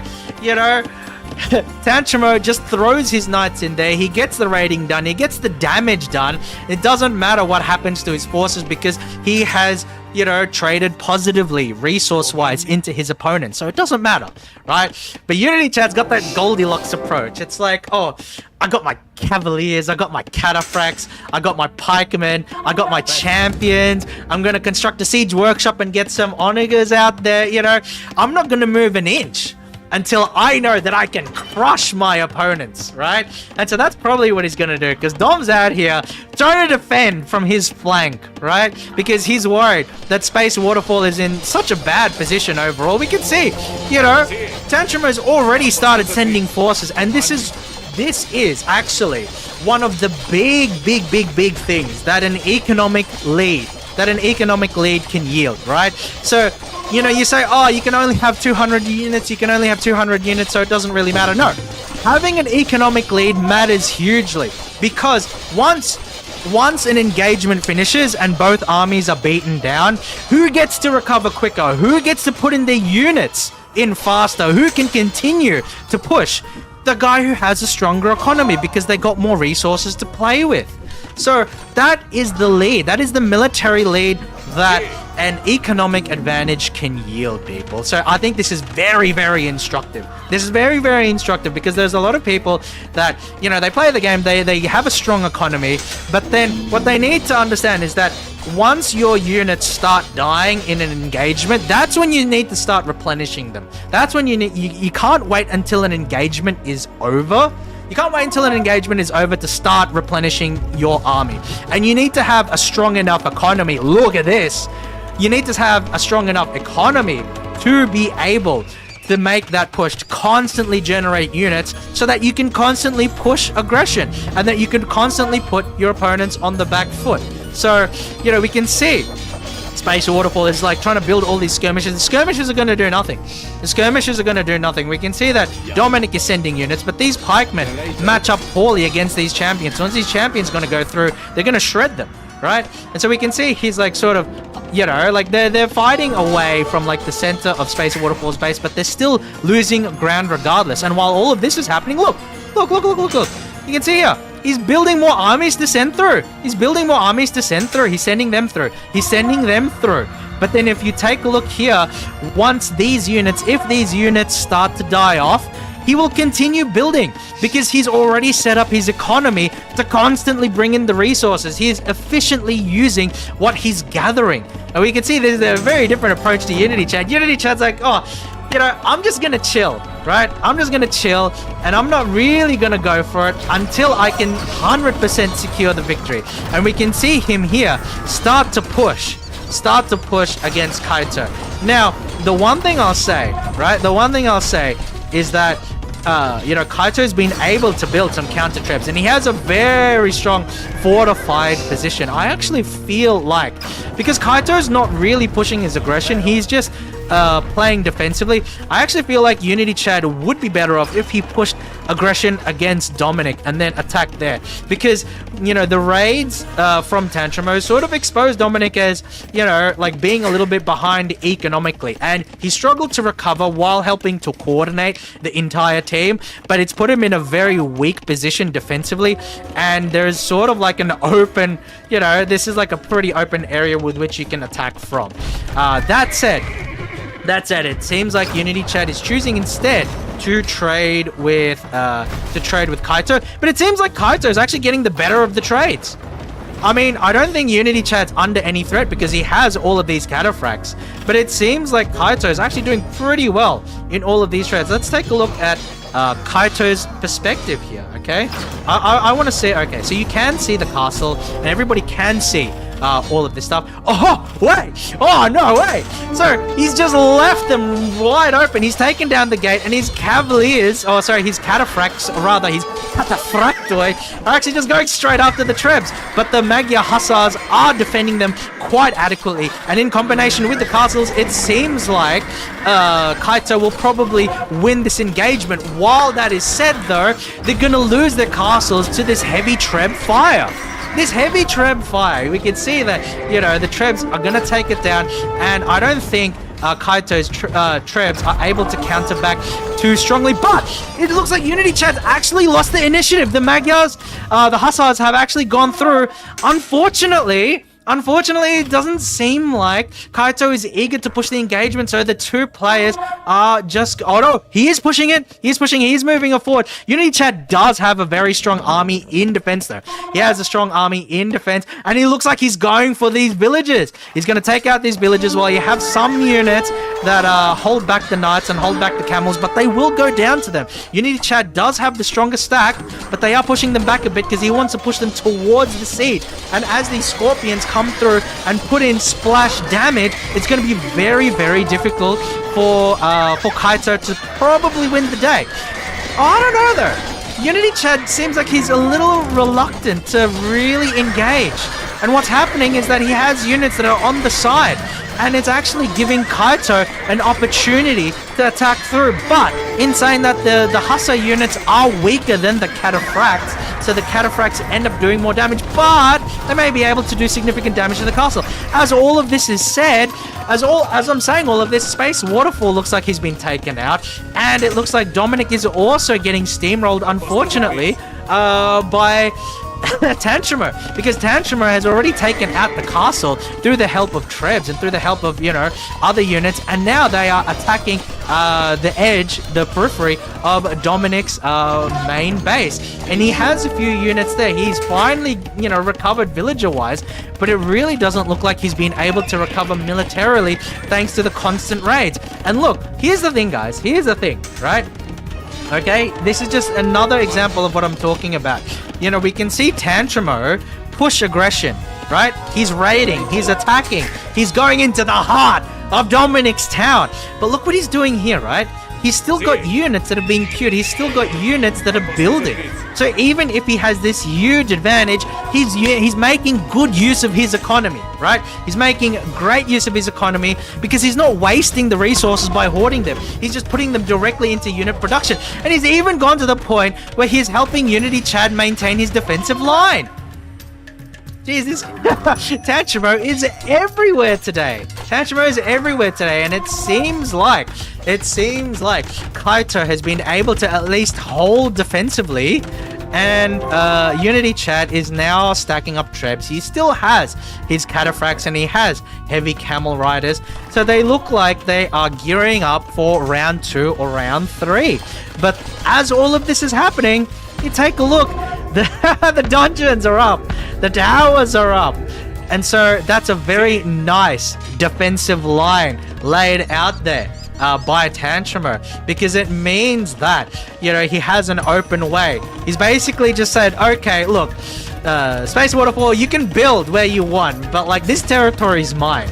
And so he's pushing his aggression into Dominic's territory. And Space Waterfall, actually, I will say that this is very, very smart. This is very, very smart that Space Waterfall is rebuilding at the edge of the map here. And what he's done is he's used housing and he's used other buildings to act as a defensive wall. I think this is actually very smart and efficient use of these buildings because his original town has already been destroyed. So props to Space Waterfall. Very good recovery. I think look, I gotta be honest, it's very difficult to recover from the initial start of the game, right, with the early raids and everything, but he's done very, very well here. This is very efficient use of resources because you don't need to use stone. Yes, it's not as strong as a stone wall, but like stone is a difficult resource to obtain. So you have these buildings that act as a wall and that have double duties. Unfortunately, Dominic looks like he wants to join them with his villages, and it's sort of like backfired on them because these villages are all just going to go down. They're all going to drop, and it actually may expose. It may expose the it may expose all of the buildings. So Tantramo might already understand what Space Waterfall is up to, unfortunately. It seems like also Kaito is in a very powerful position at the moment. Defensively, I will say defensively, but Dominic and Space Waterfall are sort of on the ropes. You can see that Tantramo has done a fantastic job of playing the rock, paper, scissors counter game, because you initiate the early aggression with the knights, you know, and then you force your opponents to get pikemen to counter that, and then you stack heavy on infantry to counter those pikemen. So very well played by Tantramo.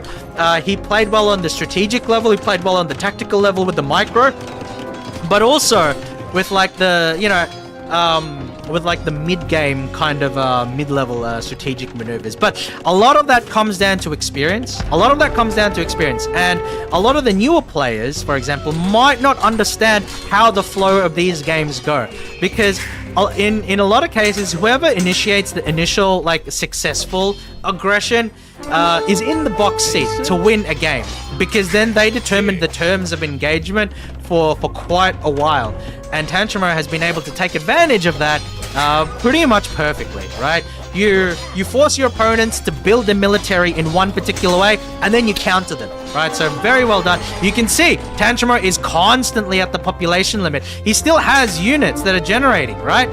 So when, you know, he's also clearing out all parts of the map. So essentially what's happening is that he's put himself in a position where he's just constantly building units, where he constantly has units queued, where, you know, his economy is strong enough to support constant military production. So that means that if he ever loses an engagement, if he's ever pushed back, he can instantly bounce back up. It's the old Roman strat, you know. The Romans lost like what, 50,000 people at Cannae against the Carthaginians, and you wonder how the hell are the Romans going to come back from that? They lose like 200,000 men in battle. Well, that's how you win a war. You just continue pushing more men, right? You just continue pushing more men. And it doesn't matter how many men you kill, it's how many men I can continue to put on the field and break you down after. And because Tantramo's economy is so well set up, he can just do this forever. Whereas Space Waterfall, Dominic, and Kaito are not able to keep this up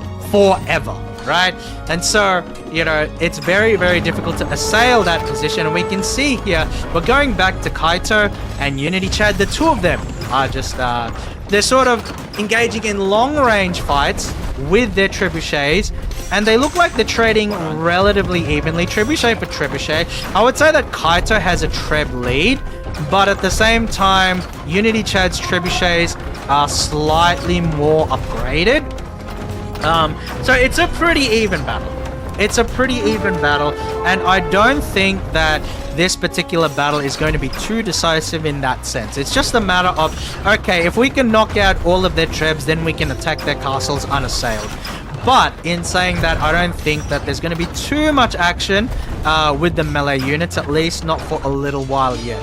What I will say, though, is that Tantramo is continuing to build his advantage. He's still got the units there. He's still constantly at the population cap. And we can see he's actually going for the market. He's going for the mine. He doesn't care. He wants it all down. You know, if you have a building anywhere near my territory, I'm going to destroy it. You know, that's his mindset. He's got that Sigma grind set, right? He's out there 24/7 raiding all day, every day. You have a market, it's gone. You have, you know, a lumber camp, it's gone. You got a blacksmith, well, that can stay for a little bit longer, right? But he's on that grind, demolishing, raiding, destroying 24/7, brother.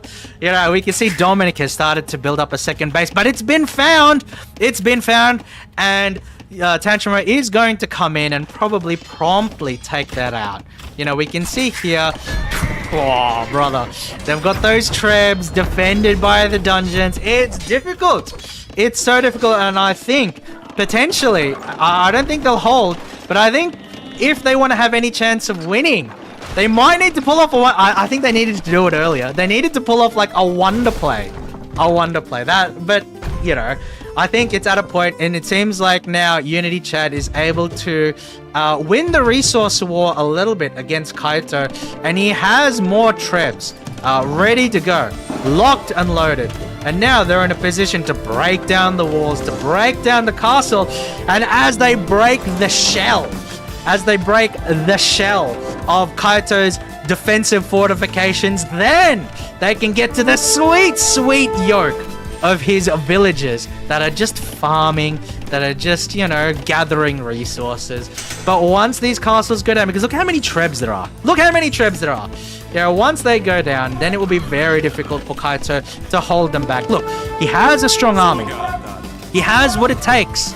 He can defend himself, but we take a look at, where Tantramo is currently right now. Can we even say, you know, you can't defend 2v1? You can't defend 2v1. And my question actually is, if we play another game, do we play another game? 2, if we play another game, do we actually go 1v4 everybody versus Tantramo? Like, is that where it's gonna have to go, people? Is that where it's gonna have to go?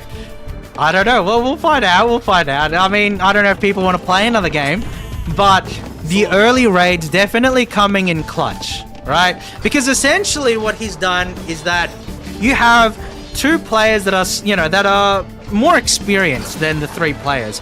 And so if you knock one player out of contention and you heavily damage another player to the point where they're not able to stand toe-to-toe against your armies as you build into the Imperial Age, then you've turned a 2v1 into you've turned a 2v3 into like a 2v1, right?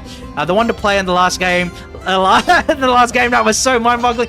That was so fun, but I think unfortunately they don't have what it takes to be able to pull this one off, simply because, you know, Tantramo is very, very aggressive with his map control. He's ensuring that there's no sort of like any gaps anywhere else. And the other thing that's happening is that both of these team members, so Unity Chad and Tantramo, are investing heavily into Siege. You can see the Unity Chad in particular has a ton of trebs. And so what's going to happen is that I don't think that a Wonder Play will be able to save them just because of, 1, how much map control these 2 have, and 2, how much Siege they have. Right, there we go. We can see lots of Dominic's town. I mean, this guy is like, look, you know, you talk about to the bitter end, right? You talk about a last stand. Yes, they're wobbling. They're probably gonna collapse. They're probably gonna fall over, but they're still on their feet, folks. They're still on their feet. And so they'll fight until the bitter end, right? There's no give up. There's no quit. They're seriously gonna go at it, and we can see now that Unity Chat is starting to make his push. He's starting to make his push onto Kaito, and we can see the various trebs and cavalry go at it. This is a no infantry zone, folks. Horses only, trebs only. No champions, no archers. You know, this is all or nothing end game.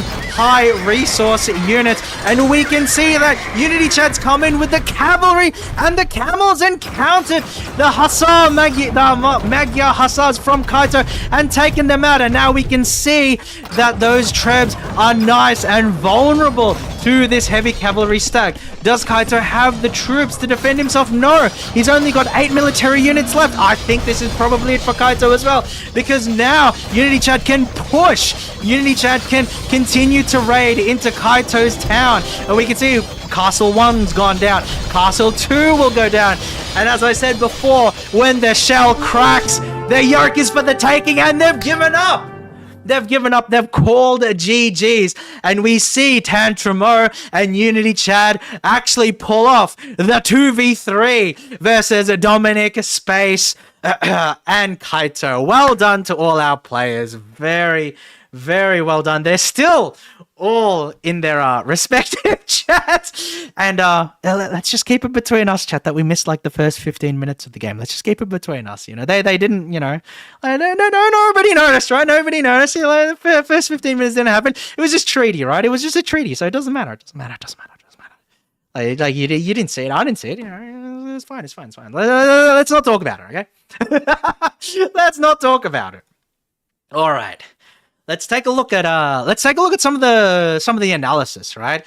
And yes, that was a very I mean, like, it got to the point where it got very one-sided, and I will say that the early raids really sort of set the tone for the rest of the fight, because if your economy is taken out in the feudal age or as you're trying to tech up into castle, it's very, very difficult to recover. That, I gotta be honest, there's like one of the biggest reasons why I don't play online. I'm so afraid of the early aggression because I'm not good in the pressure don't cooker. worry. It's not as bad to just be raided and stuff. It's like it was fun. I don't like being raided. I unfortunately couldn't support my teammates as well. I did make the palisade walls in the beginning because they kinda didn't scout in that direction. So I thought, yeah, okay, this is a good thing. I can take a bit of that burden off. But as Goths, you don't get stone walls. Oh, no, you play walls. It's a bit hard to defend against the raids. It's a bit hard to wall people up when you don't have proper walls. Yes. Yeah. Very GG. Sorry that it took a while because like we wanted to at least like our teammates wanted to use fire units and like have a bit of experience too. Yeah. No, all good. Fight to the bitter I was end. busy all the time. I was being hard pressed all the time, so I was occupied. So I didn't like. I don't mind. Oh, perfect. I was busy. Perfect, then that's I was kept busy. Oh yeah, it was like Yeah, it was really constant interesting, pushing. how you rated, guys. Like, and what I was really interested in, you double and triple stonewall the middle. What were your thoughts about that? Which middle exactly? Oh, the middle of the middle map of the where you map. had like multiple You had the fortifications. castle, you had up. everything. Me or what? Yeah. I thought you were gonna use that as a point to attack, but you never did. Yeah. Because I saw the castle, and then we saw, like, when you were taking up into Imperial, when you just got to Imperial, I saw that you built a huge queue of cataphracts that you had garrisoned in the castle, and you were building trebs, and I was like, oh, he's just gonna come out of that castle and, like, demolish, Dominic's, like, palisade on that side. But you never did. You actually sent it the other side to attack Kaito.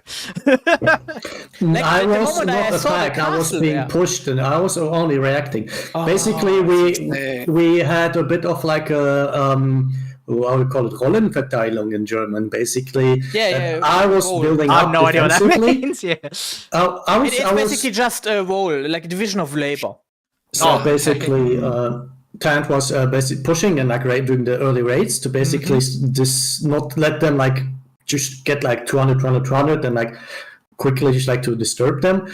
And I was fortifying. I was fortifying with the option